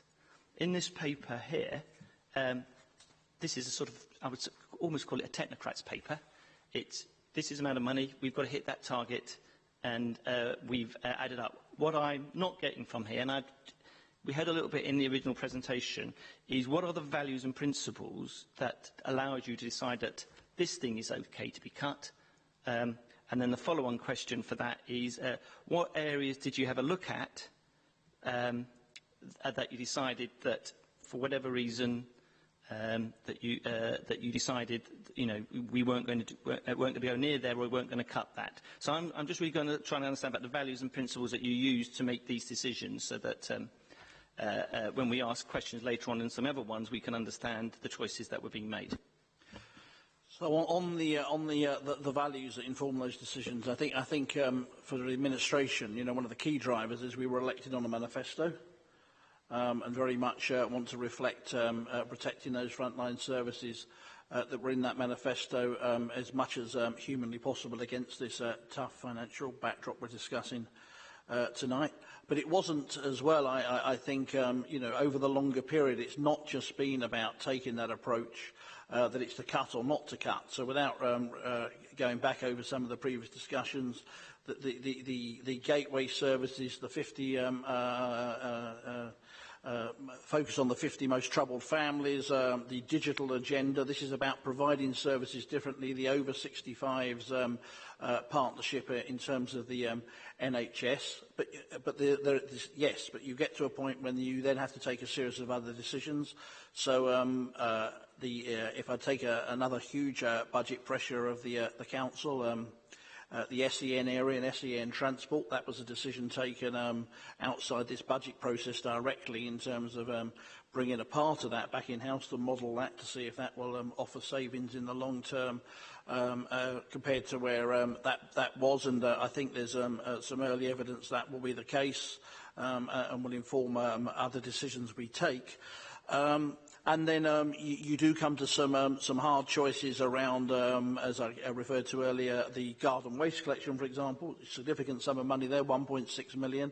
But our preference, and as administration, would be to still keep offering that service if enough people sign up that they want to do it. But, as I said, introducing a £1 charge a week. Now, nobody wants to introduce a charge for anything because it's never a hugely popular thing for anyone to do. But that's a tough choice around introducing that charge and hopefully keeping that service going. And there's a number of options how that might be provided. But very much the values have been to protect those most vulnerable.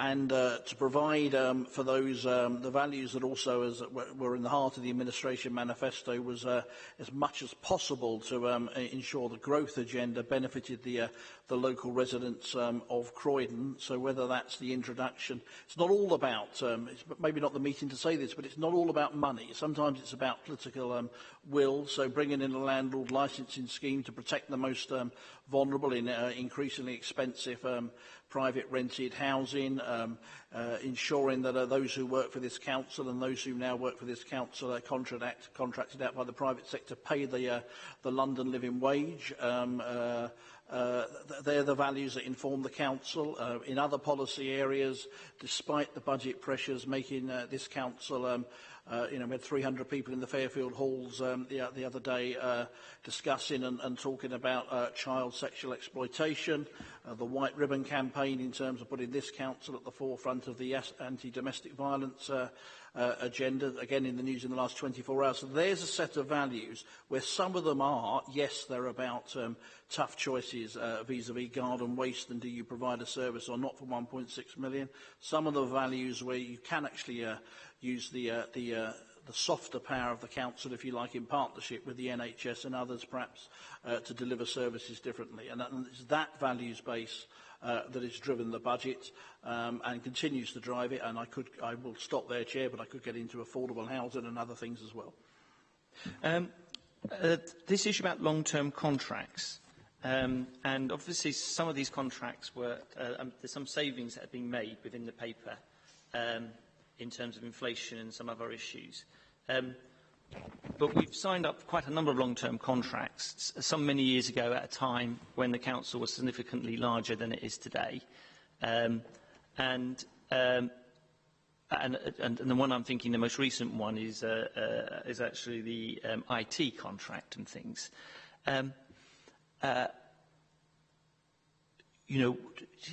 Where are we with, in a sense, signing long-term contracts? Are there some of them that, in hindsight, now that we had known what was going to happen in the future, would we have gone for a different type of contract? Some of the contracts that have come through the last few years have been very, very long-term. And I know the argument is that the people who are bidding for contracts are willing to offer a lower price because it guarantees them the work for a number of years. But it does sort of, when you're redesigning services, it does sort of make it slightly harder. So, how do we redesign long-term contracts so they actually deliver what the residents of the people need, not just today, but also in the next 2 or 3 years when we need to make savings?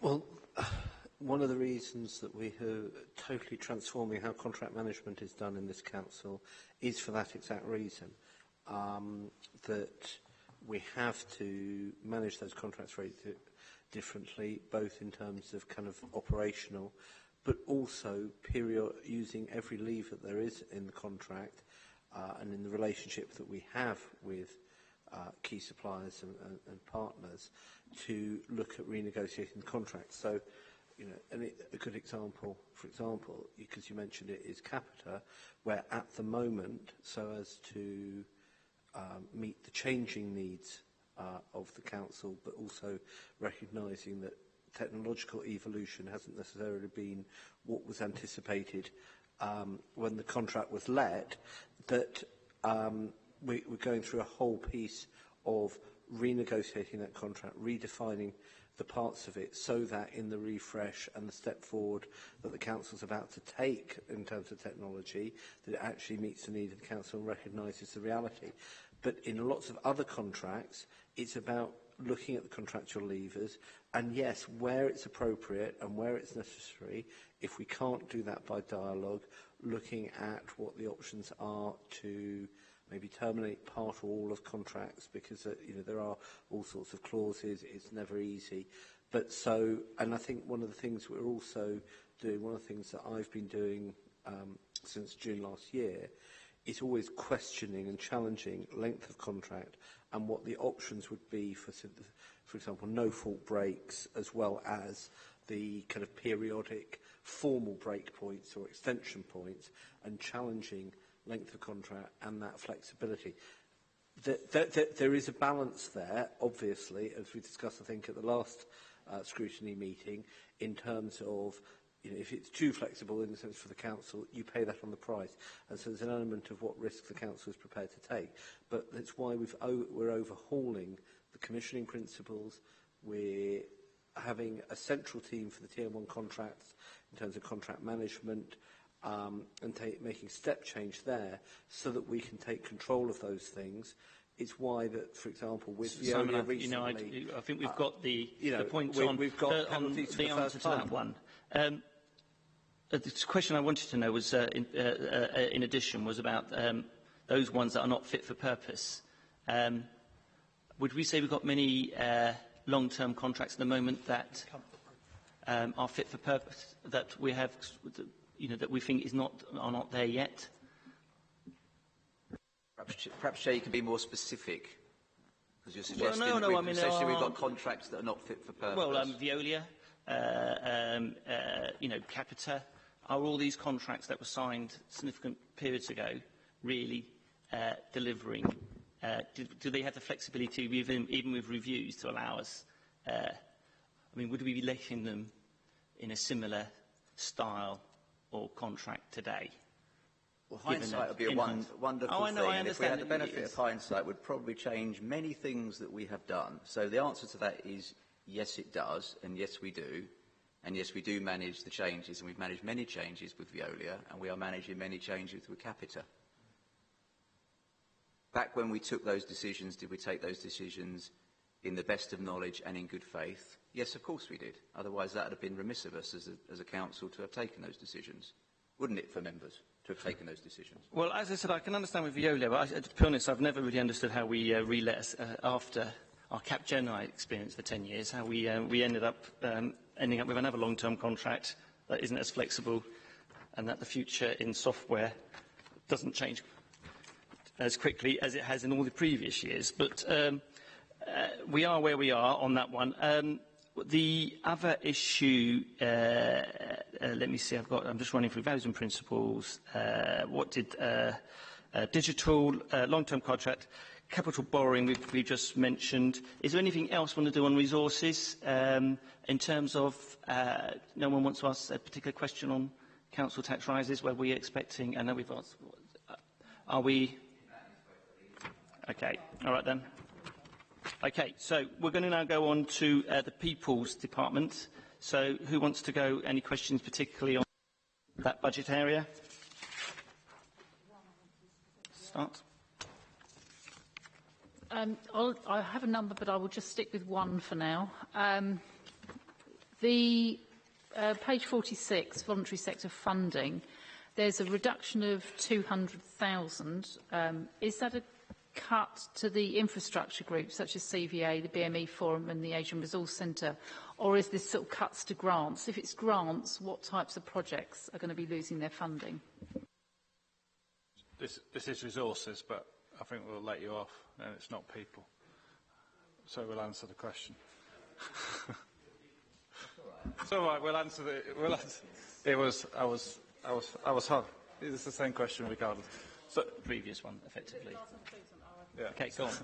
Well, you're too late. So I'll give. I'll hand over to Councillor Hall or the leader. But just in terms of the principles around the saving, so it's a 10% saving from a range of current budgets we have. So there's I think it's called the Stronger Communities Fund, isn't it? The fund we have, when you talked about some of those infrastructure groups that are funded from that. It also includes, actually linked to the People Department, it includes a number of budgets that are currently held in the People Department around funding the voluntary sector, which this process will bring those all together. I think overall, as this is 10%, the pots together come to about £4 million, and the target is to reduce that by 10%. And we believe, I think, that through those, I think it's 3 or 4 different funds at the moment, that sometimes we're funding the same organisation through different funds, or we're not getting the best outcomes because we've got them separated. So some of this is about bringing them all together. Therefore, we think we can get more value. But I don't know if the leader or Simon want to add anything about the approach. I mean, yeah, it's very much moving to outcomes, because what we've had is, and I'm sure everyone in this room, when they speak to voluntary sector organisations, will know that they've often had funding from several different bits of the council for individual pieces of work. Now, this is refocusing that to make sure that the overall outcomes of the council are delivered, and that we're not sort of funding, say, 2 organisations for the same thing, or on non-joined up services, because it's in from little pots. So it's very much bringing that together, working with the voluntary sector. Obviously, what this doesn't include is some of the opportunities with our new approach on commissioning of working with the third sector and fresh opportunities. But in terms of this, it's about a refocus on outcomes and breaking down some of the siloed working we've had up to now. Yes, I just want to clarify something, though, as this is still from the last one as well. This year, the papers talks about savings, right, all the way through, and sometimes departmental growth, right? So this one is one of those savings, I believe. In previous years, we were I have to say, the committee was always quite critical of the cuts and efficiencies, right? So I noticed that the language has changed over the last year or two. How do we distinguish what is a savings, as in, that it's an efficiency saving, and how do we in here define which one is the cut, in the sense of we're not doing anymore? So obviously, green waste is a cut, because though if it is redelivered, then I'm sure it could be argued that it's an efficiency saving. And that was what we had the discussion under the previous administration. So I'm just really, how do we untangle from these papers how we work out what are cuts and what are efficiencies? Well, I think you were in danger almost of answering your own question, with respect, Chair, there, but not for the first time, no. But I think the test, if you like, so if we look at the voluntary sector and move into a much more outcomes focus, there would perhaps be for the equivalent meeting next year to be saying, well, what is being provided, where has it succeeded to provide more with less money, either through different ways of working, partnerships or others. And then there are other areas where it could be portrayed as more as a cut. But what we are trying to avoid is just a series of, if you like, cuts. I think the previous administration, tested to destruction the idea of sort of salami slicing the council, and that's not necessarily a criticism. There was huge cuts from the central government then, but we're doing things differently. I think in one respect, Chair, we were trying to simplify the language. So just a saving is where there'll be a net saving to that budget head. You know, the detail we try to provide tries to give you more detail about what is actually happening. I think you could argue one man's cut is another's efficiency in the old way of reports. So it might feel like a cut to someone who was receiving that service. We might describe it as an efficiency because we're still delivering the same outcomes. I think it's an attempt to simplify it by just categorising everything under savings heading. As I said, the previous description also caused a lot of debate because, as I said, one person's cuts was another person's efficiency. So you had a follow-up, did you?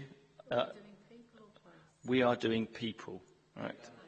Right. We've done resources, then people, and we do place last, right? So, David, do you have people? I do. Well, yeah, I thought it might actually be resources, but I think it's people. It's about... It all comes back to resources. It's about the school's funding. Right, that's people then. Okay. Is that all right? Yes. Thank you. As far as, so, Emma, did you have something on people as well? Yeah, after this. Right, and then I'll bring Jason in. And then Carol. I just wanted to... Okay. Can I go? Thank you. Yeah, I've got actually three quick ones, I hope. On the funding formula for schools, I appreciate it's sort of early days consultation, etc. But have you been able to start work on what that might actually mean for us here in Croydon? I know that London councils such as Newham and Tower Hamlets have been very concerned about what it actually might mean, but I don't know if we stand to benefit or what the position is with us. So be interested to know that. Do you want all three questions or do you want one at a time? Second question is on the population projection stats. Obviously, we're just got to up 70,000 or something over the 10 years. How does that compare with the other London boroughs? Are we markedly different? I know London across the piece is, population increasing, but are we markedly different in terms of our projection?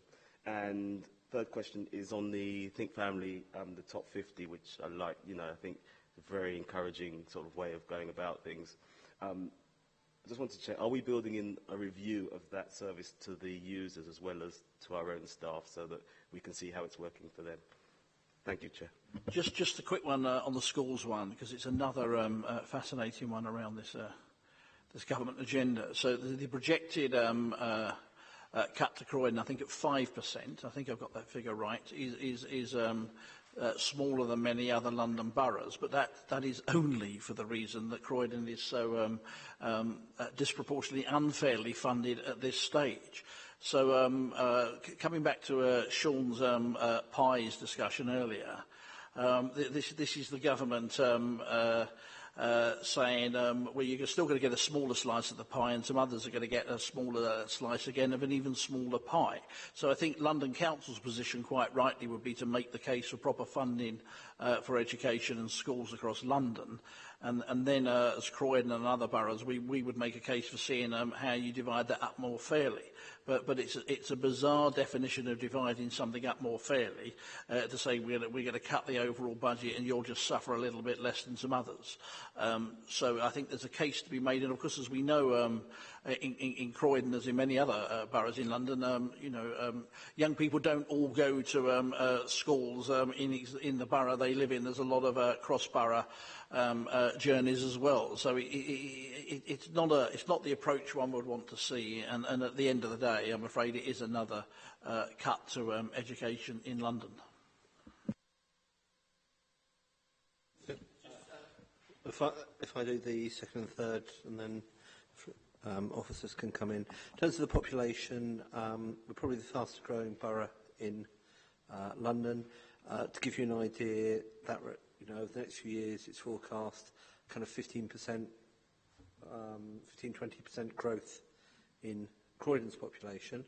Kensington and Chelsea, it's actually falling. Bexley, I think the equivalent figure is 4%. There's just a couple I can remember off the top.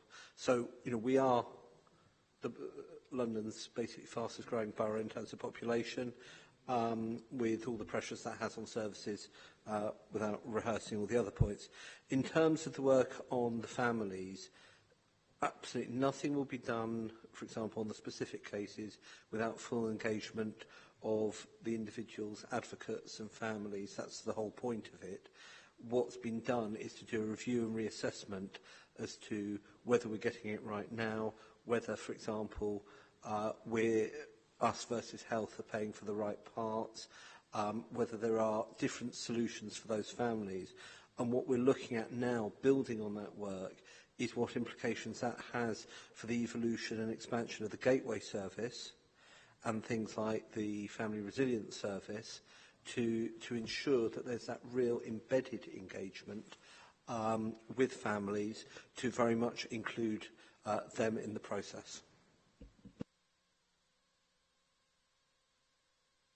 Just conscious of time, we won't get on to discussion on green waste. So, yeah, David? One very quick supplementary. Sorry, Simon, on the population projection, so I presume, though, in terms of the increases, that's across the piece, so that's births, older people, and families, etc., etc.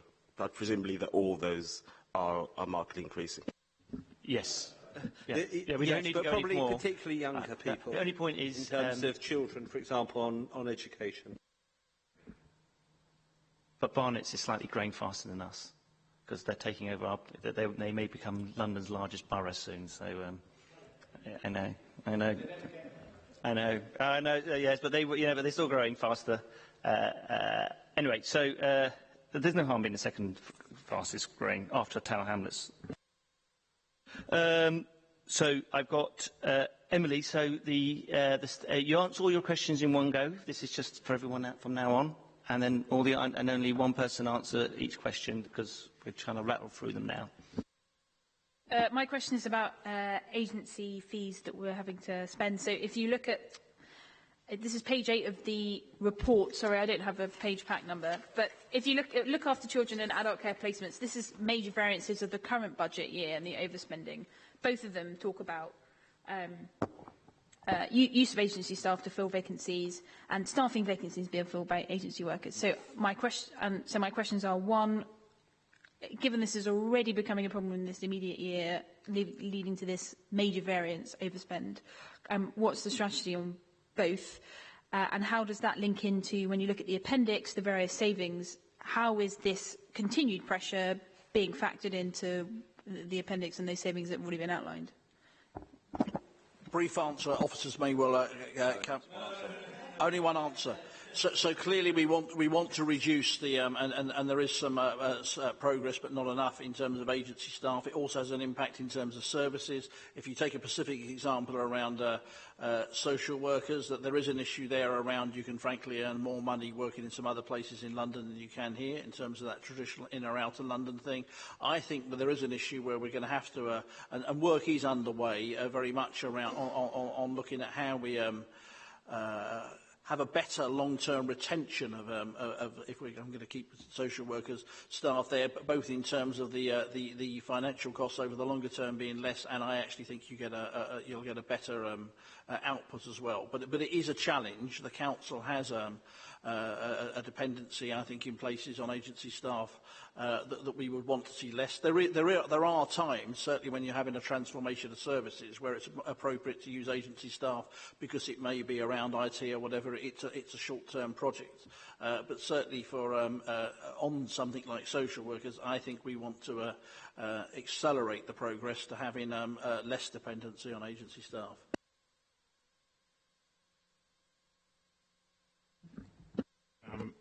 These are both on page 50 of the pack.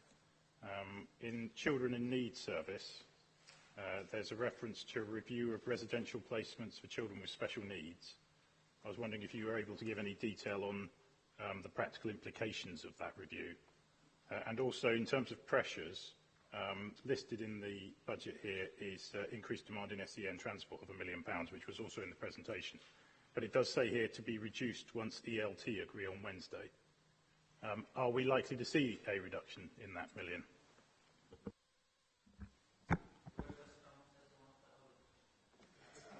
Okay.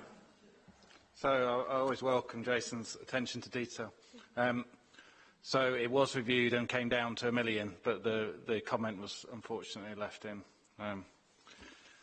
So that's the answer to the second part. On the children in need, it was a children in need saving.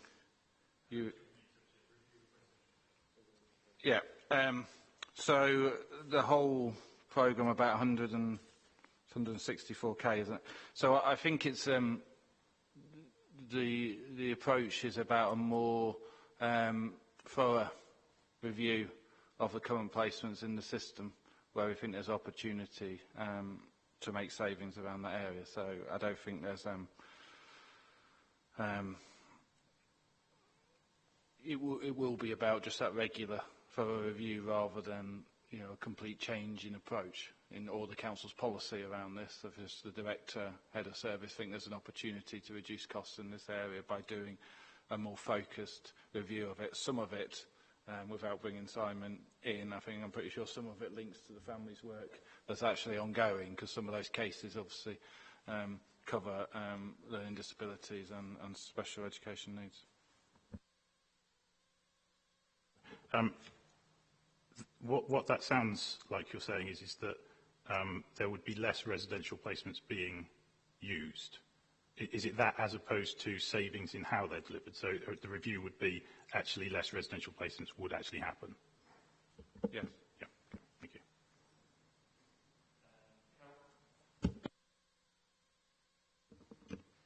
Thank you. I just wanted to make one quick comment, which is about the Gateway service, which I visited, I think it was last week, and I was very impressed with some of the initiatives that were going on there about preventing homelessness and how some quite small expenditure can save the council a huge amount of money, going forward. So I just wanted to congratulate that initiative, because I think it's really helpful. I wanted to ask about the Better Care Fund, which in the presentation says that £1.5 billion has been added, or will be added by 2019-20. And I know we've looked at this in scrutiny before, and I'm not sure whether there's yet enough clarity to know whether there's going to be enough money in that fund to cover what it's going to cost us. So I'd like some thoughts on whether there is likely to be enough money or whether we just don't know yet. But it seems to me like, there's a lot of scope for a lot of additional expenditure which we can't necessarily predict. Really short answer to that is we don't know yet. So as soon as we know, I'll let you know. Committee, anyway, being on health scrutiny, and social care. I'd like to save you £100,000. If you look at your learning disability column on page 47, you'll find 100 and 194 come to 294. So you've made a saving in this meeting. I joke about that, but it does concern me that there is an error in this learning disability about halfway down the page. Yeah? Okay. Found that under adult care? Yeah. 47, yeah. Which is, yeah. There's an error in the spreadsheet. I think it's probably recognised that 97% of spreadsheets have an error if you find them. But normally Jason finds them. Normally Jason finds them.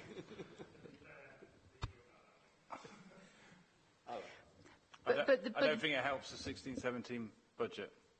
And there was me trying to be helpful. Well, we've learnt something out. 97% of spreadsheet have an error. Okay. Hopefully that won't be the most important thing we've learnt from this evening's meeting. Anyone else on resources, on people? Okay. So let's go on to places. Okay, so just indicate who wants to ask them. I know Sarah has got a number of questions, so I'm going to let Sarah go first. Mario, and then we'll see where we get to. Okay? Sarah? Thank you. I've actually got quite a lot of questions on place. It's probably the majority of the questions I've written down. If I try and link them, if we do culture and libraries as one, on page 30, the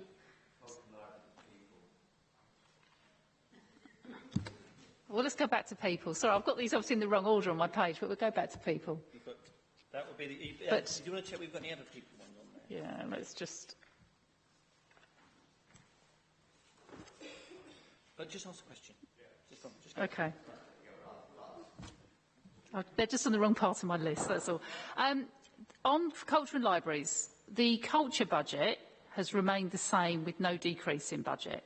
Does this mean that this is one of your priority areas of spend, and does that also mean there's going to be yet another festival? With regards to libraries, Councillor Godfrey has talked about the possibility of closing libraries.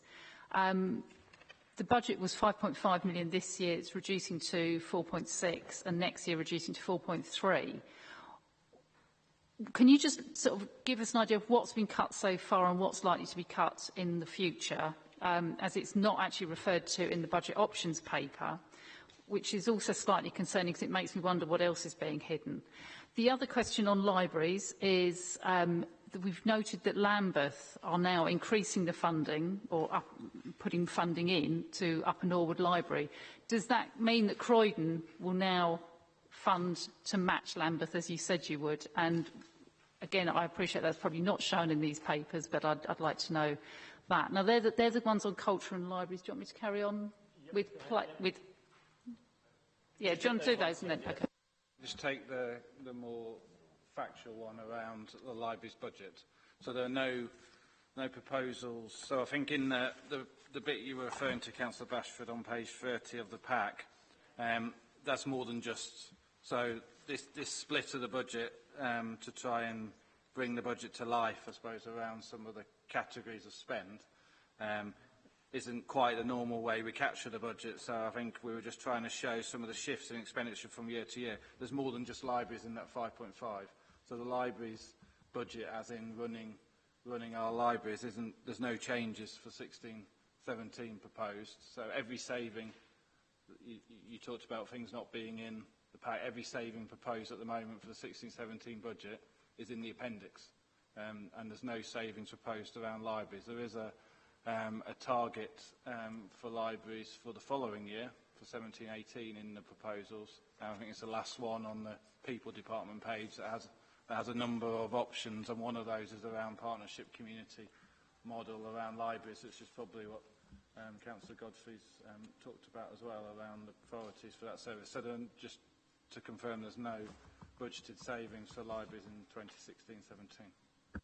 So Councillor Godfrey's been very, very clear and open and transparent that we will have to, we're quite determined, if it's possible, to maintain a full library service. But what Councillor Godfrey has said is that we're going to have to provide those services differently. And libraries that are evolving and need to evolve, and the Upper Norwood Library that you've alluded to come on to that, is a very good example of that. I need to see the detail of what Lambeth has said, but I think it's a relatively small increase back to the sort of numbers we might be looking at. But there's a very recent announcement in the last 48 hours by their deputy leader, so we'll look at that. But our commitment, I think, has been the proof's been in what we've done on that one. But we'll look at what Lambeth is saying, because we are determined to work in partnership. And that library, as I said, is a model of how libraries might have to, and I think it will evolve for to become much more community hubs in the future.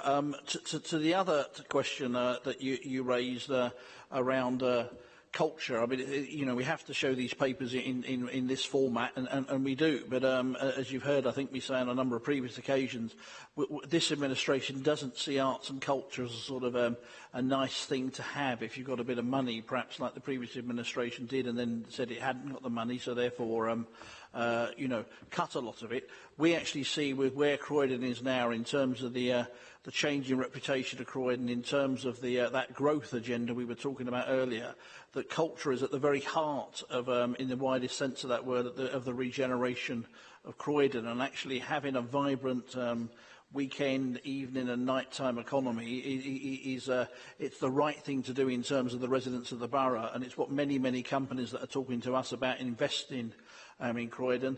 They're very, very keen that the potential workforce they're employing will have a vibrant cultural town and city to be there. So culture isn't sort of a nice thing to have. Culture is actually very much part of this town and what the town's about, and that's why, to take the huge example, and again, it's Sean's point earlier around, the budget details, if you like.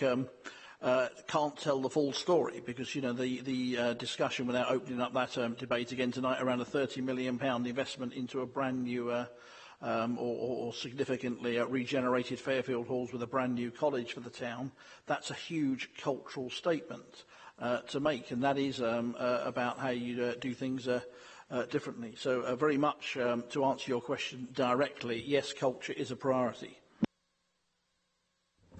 Thank you. So yes was the answer to that. Go ahead. Yeah. All right. Okay. The other three issues, which I'll raise all as one. One is the regulatory services.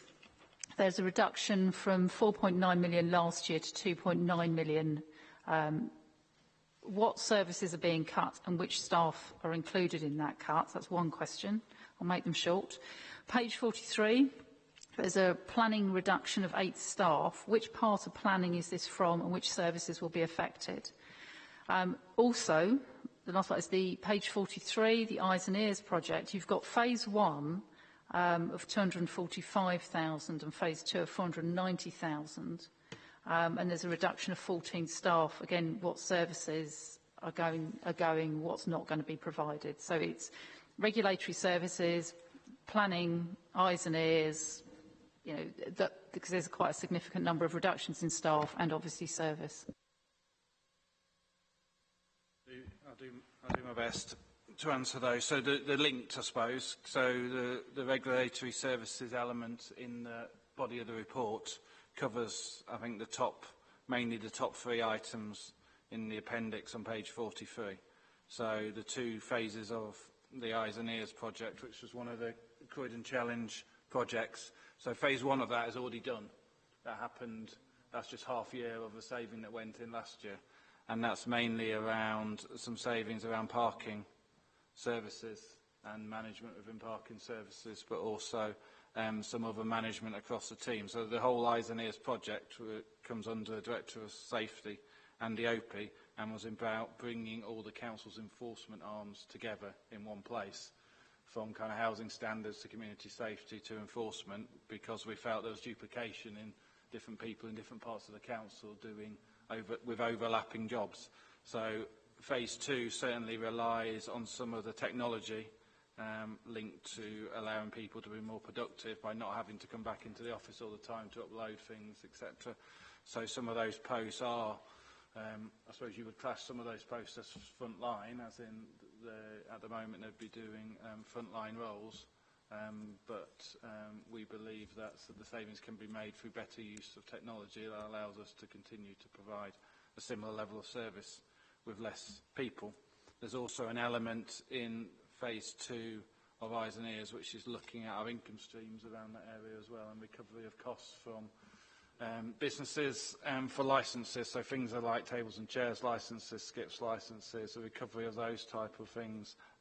When we compare ourselves against other London boroughs, our charges are significantly lower, and we get significantly less income in. I think there's still discussions about the levels of those, and that would be confirmed, and which areas that would be confirmed in the budget in February.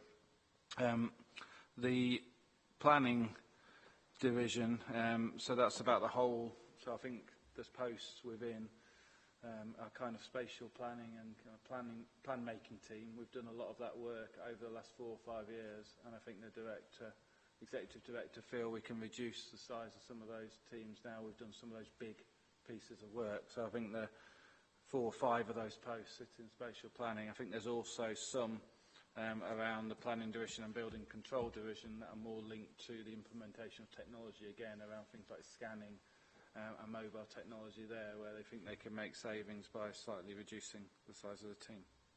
I think that covers all the points. One of the things that you answered about the spatial planning team, one of my concerns is that there's no further reduction in the enforcement team within planning. I know that they are extremely pushed at the moment, and we are finding there are more and more calls on their time, so it's really concerning if that is something that's being considered. That's good news. Thank you. Thank you. Pack number 43. about the planning efficiencies. It says there's going to be a £213,000 saving. Could you confirm to me that that doesn't include potentially removing councillor referral rights? Is that been a decision been made on that yet? And does this include that? This doesn't include that. I think the decision's been made by the Cabinet member not to go ahead with that proposal.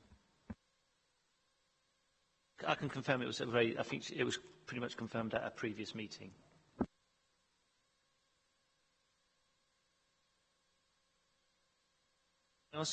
Okay, I've got a question on page 43 on the last line about savings. Review the opportunities to bring in more income to support activities in parks. The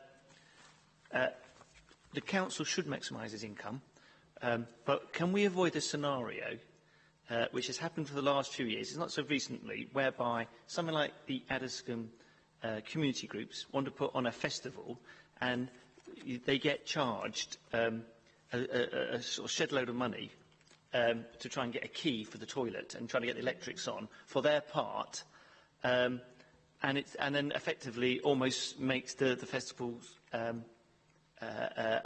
uneconomic for community groups to run. So can we have some clarity? Because I certainly, when it comes, and I know that all around there's community groups hold festivals or activities in parks, that can we ensure that, you know, if we are ambitious for culture, we need to make certain that those grassroots initiatives don't lose out in those activities in park, and we won't have sort of these blanket increases that affects those community groups. I think we can. I was actually at a meeting last night with a number of people who are involved in those type of events.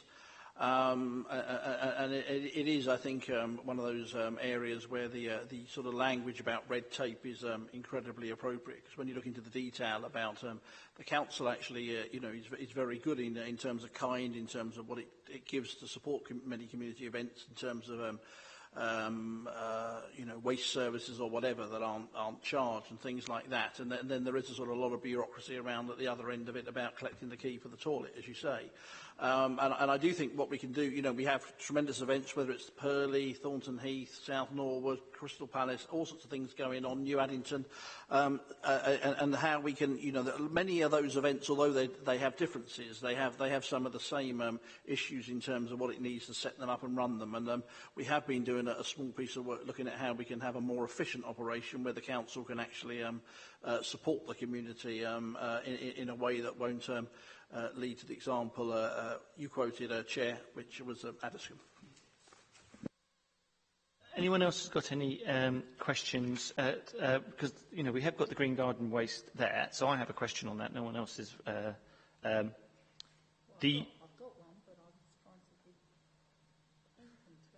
Okay, well, I'll jump in. You know, you missed your opportunity. Okay, no, you haven't missed your opportunity. I was just. Okay, so in the Green Waste Service, I'm a bit confused over this last week. For areas like Addiscombe, where maybe the bins are not always appropriate because the gardens are quite small, or may even not have opportunity to get an extra bin in their front garden. And this is what my neighbours are saying to me. In terms of the information that went out to people, it didn't seem to give a lot of information about potential other ways that people could access the service if it's delivered. Are those other opportunities of potential buying bags and stuff completely ruled out at the moment, or is that something still potentially on the agenda? Well, the initial aim is to continue the service with a charge.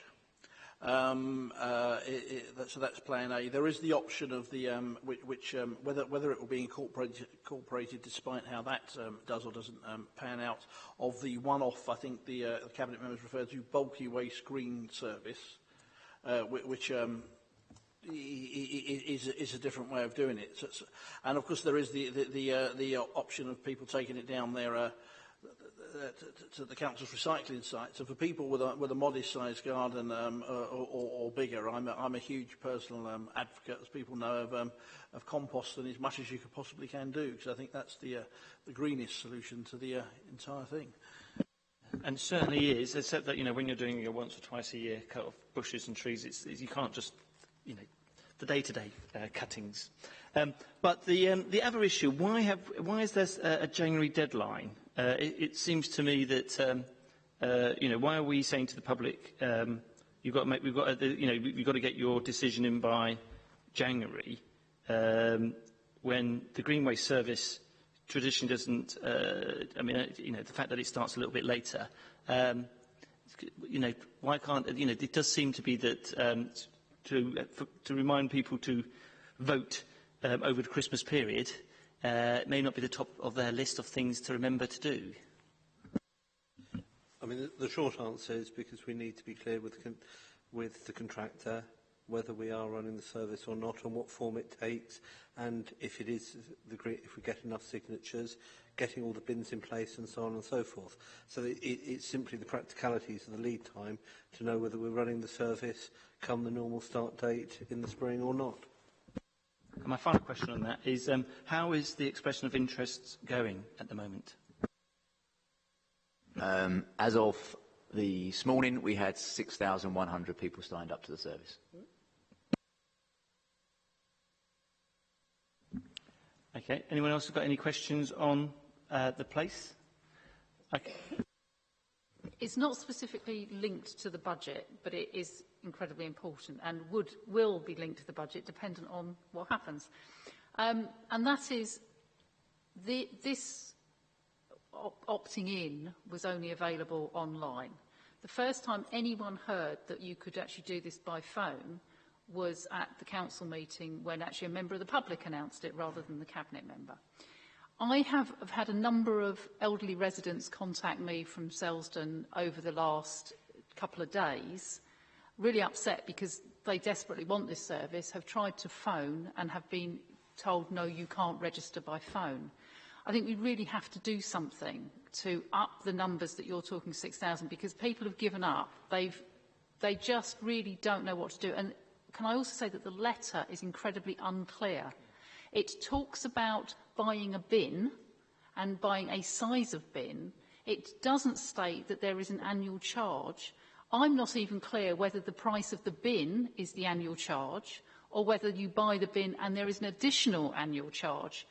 The letter really does need to be looked at because it is completely unclear as to what the council is offering. I'll leave that with you. I'd be grateful if you could come back to me with comments on that, because I think there is going to be a need to actually do some additional work to get this information out correctly to residents, because there is a huge amount of confusion.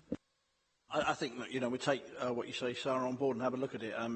Because it's, it sounded like some encouraging numbers there in terms of sign up, but there is an issue clearly over the access, and we want to maximise the take up. So very much take on board what you said and have a look at those points, I think.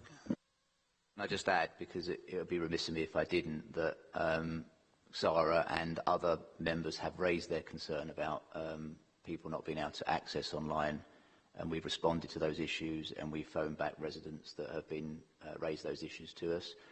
We had 30 people come in to access Croydon yesterday to be able to get online to do that. We trained them through our new access point because able to get in touch with them. So if there are any members here or any members that are watching at the moment that have got issues in their communities about people not being able to do that, if they drop either me a line directly or Graham Cadle directly, we'll get back in contact with them to make sure there is a phone call to them from the contact centre to be able to take them through what they need to do and provide that facility. That has been happening, and I'm very grateful for those members that have raised those issues with me up until now, and we've been able to solve those issues to resident satisfaction.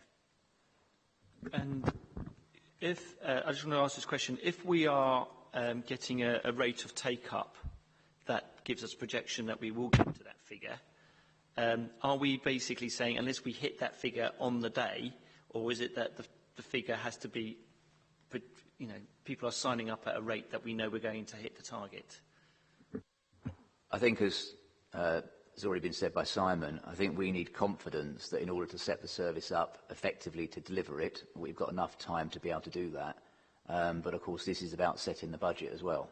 And we'll be setting a budget in February. So by that time, we need to be confident that both for the service set up and that we have enough residents signed up to a scheme which will be paid for, that will be successful. So if we sit at this point and it's February and we've only got 7,000, the answer will be the service won't be there. But if we are looking at a projection and a take-up, and that's looking at a confident level we can do that, then the service will be there. So I think the message for, again, anybody watching the webcasting now is, if you want the Greenway service and you haven't signed up, please sign up. If you've got some difficulties in doing that, either contact me directly or Graham Cadle directly. We'll make sure an officer is available to support you sign up if you can't do that online for yourself. So I think it's very key that people do sign up if they want the service. Otherwise, there is the potential by the time we get to... Because the budget is the policy setting. I mean, let's put that into context. We talk about the budget this evening, but it's the policy setting of the council. So in order to be able to follow that policy going forward, we need to be able to support the resources to be able to achieve that from February when we set the budget. And so from that answer, I can assume from the leader that the current service, despite the petition coming in and all that, that it's still in intention that the current service will end, and that the only way to get a Greenway service in Croydon delivered by the council is if enough people sign up. Is that? I think it is that crystal clear, Chair. Yes. Okay, so I think unless anyone's got any other questions that falls outside those three ones to the leader, outside those three areas, I will then call this part of the session closed. We may do some recommendations and conclusions, but I'd like to thank the councillors and the officers for this part. We're sort of going to be finishing up the items now, but just wanted to check with the councillors in terms of any conclusions and recommendations. There were a few in there, one about the parks. Hopefully that I'd like to make certain that we get a strong recommendation in making certain that community groups are protected from any income rise revenue activity in parks. Are there any other recommendations? Obviously, there were a number of conclusions which will be written up and circulated, but this is a chance for us to persuade the Cabinet to take on issues that we feel are important here. So, if we don't think we can think of it now, then I would then suggest, with the committee's approval, that you send them in. And over the Christmas period, me, Sarah and Carol will then review them and then circulate them out in time for it to influence the Cabinet at the meeting. In that case, that item then is closed. So we've now got item 7, which is the Scrutiny Work Programme 2015-16. I have had a request, which I have discussed with fellow chairs of Scrutiny about the meeting on the 19th of January. Due to resources issues over Christmas and New Year, because effectively the work would have to, some of the items would have to be done on Christmas Day. We have decided that to put it back, and the available date is Tuesday the 16th of February. So the meeting that may have been in your diary for the 19th of January has therefore been cancelled. So I just asked the committee to agree that date change. So to agree on amendments with the Scrutiny Work Programme overview as set out in Appendix 1 of the report, and to agree with any amendments to the Scrutiny Work Programme for the Scrutiny and Overview Committee 2015-16 as set out in Appendix 2. So basically I'm just asking you to agree about those changes. Okay. We have to move to Part B. I think you only need to move to Part B, Councillor, if you're going to directly refer to the minutes. Right. Otherwise, okay. if you're happy not to talk about them, but just... So unless a member of the committee wishes to discuss the contents of the Part B minutes, we won't move to Part B. So I'm just going to check whether any of you want to talk about the Part B minutes in there. No. Otherwise, we just note them. Well, you agree them. We've agreed them. Okay. The meeting's closed.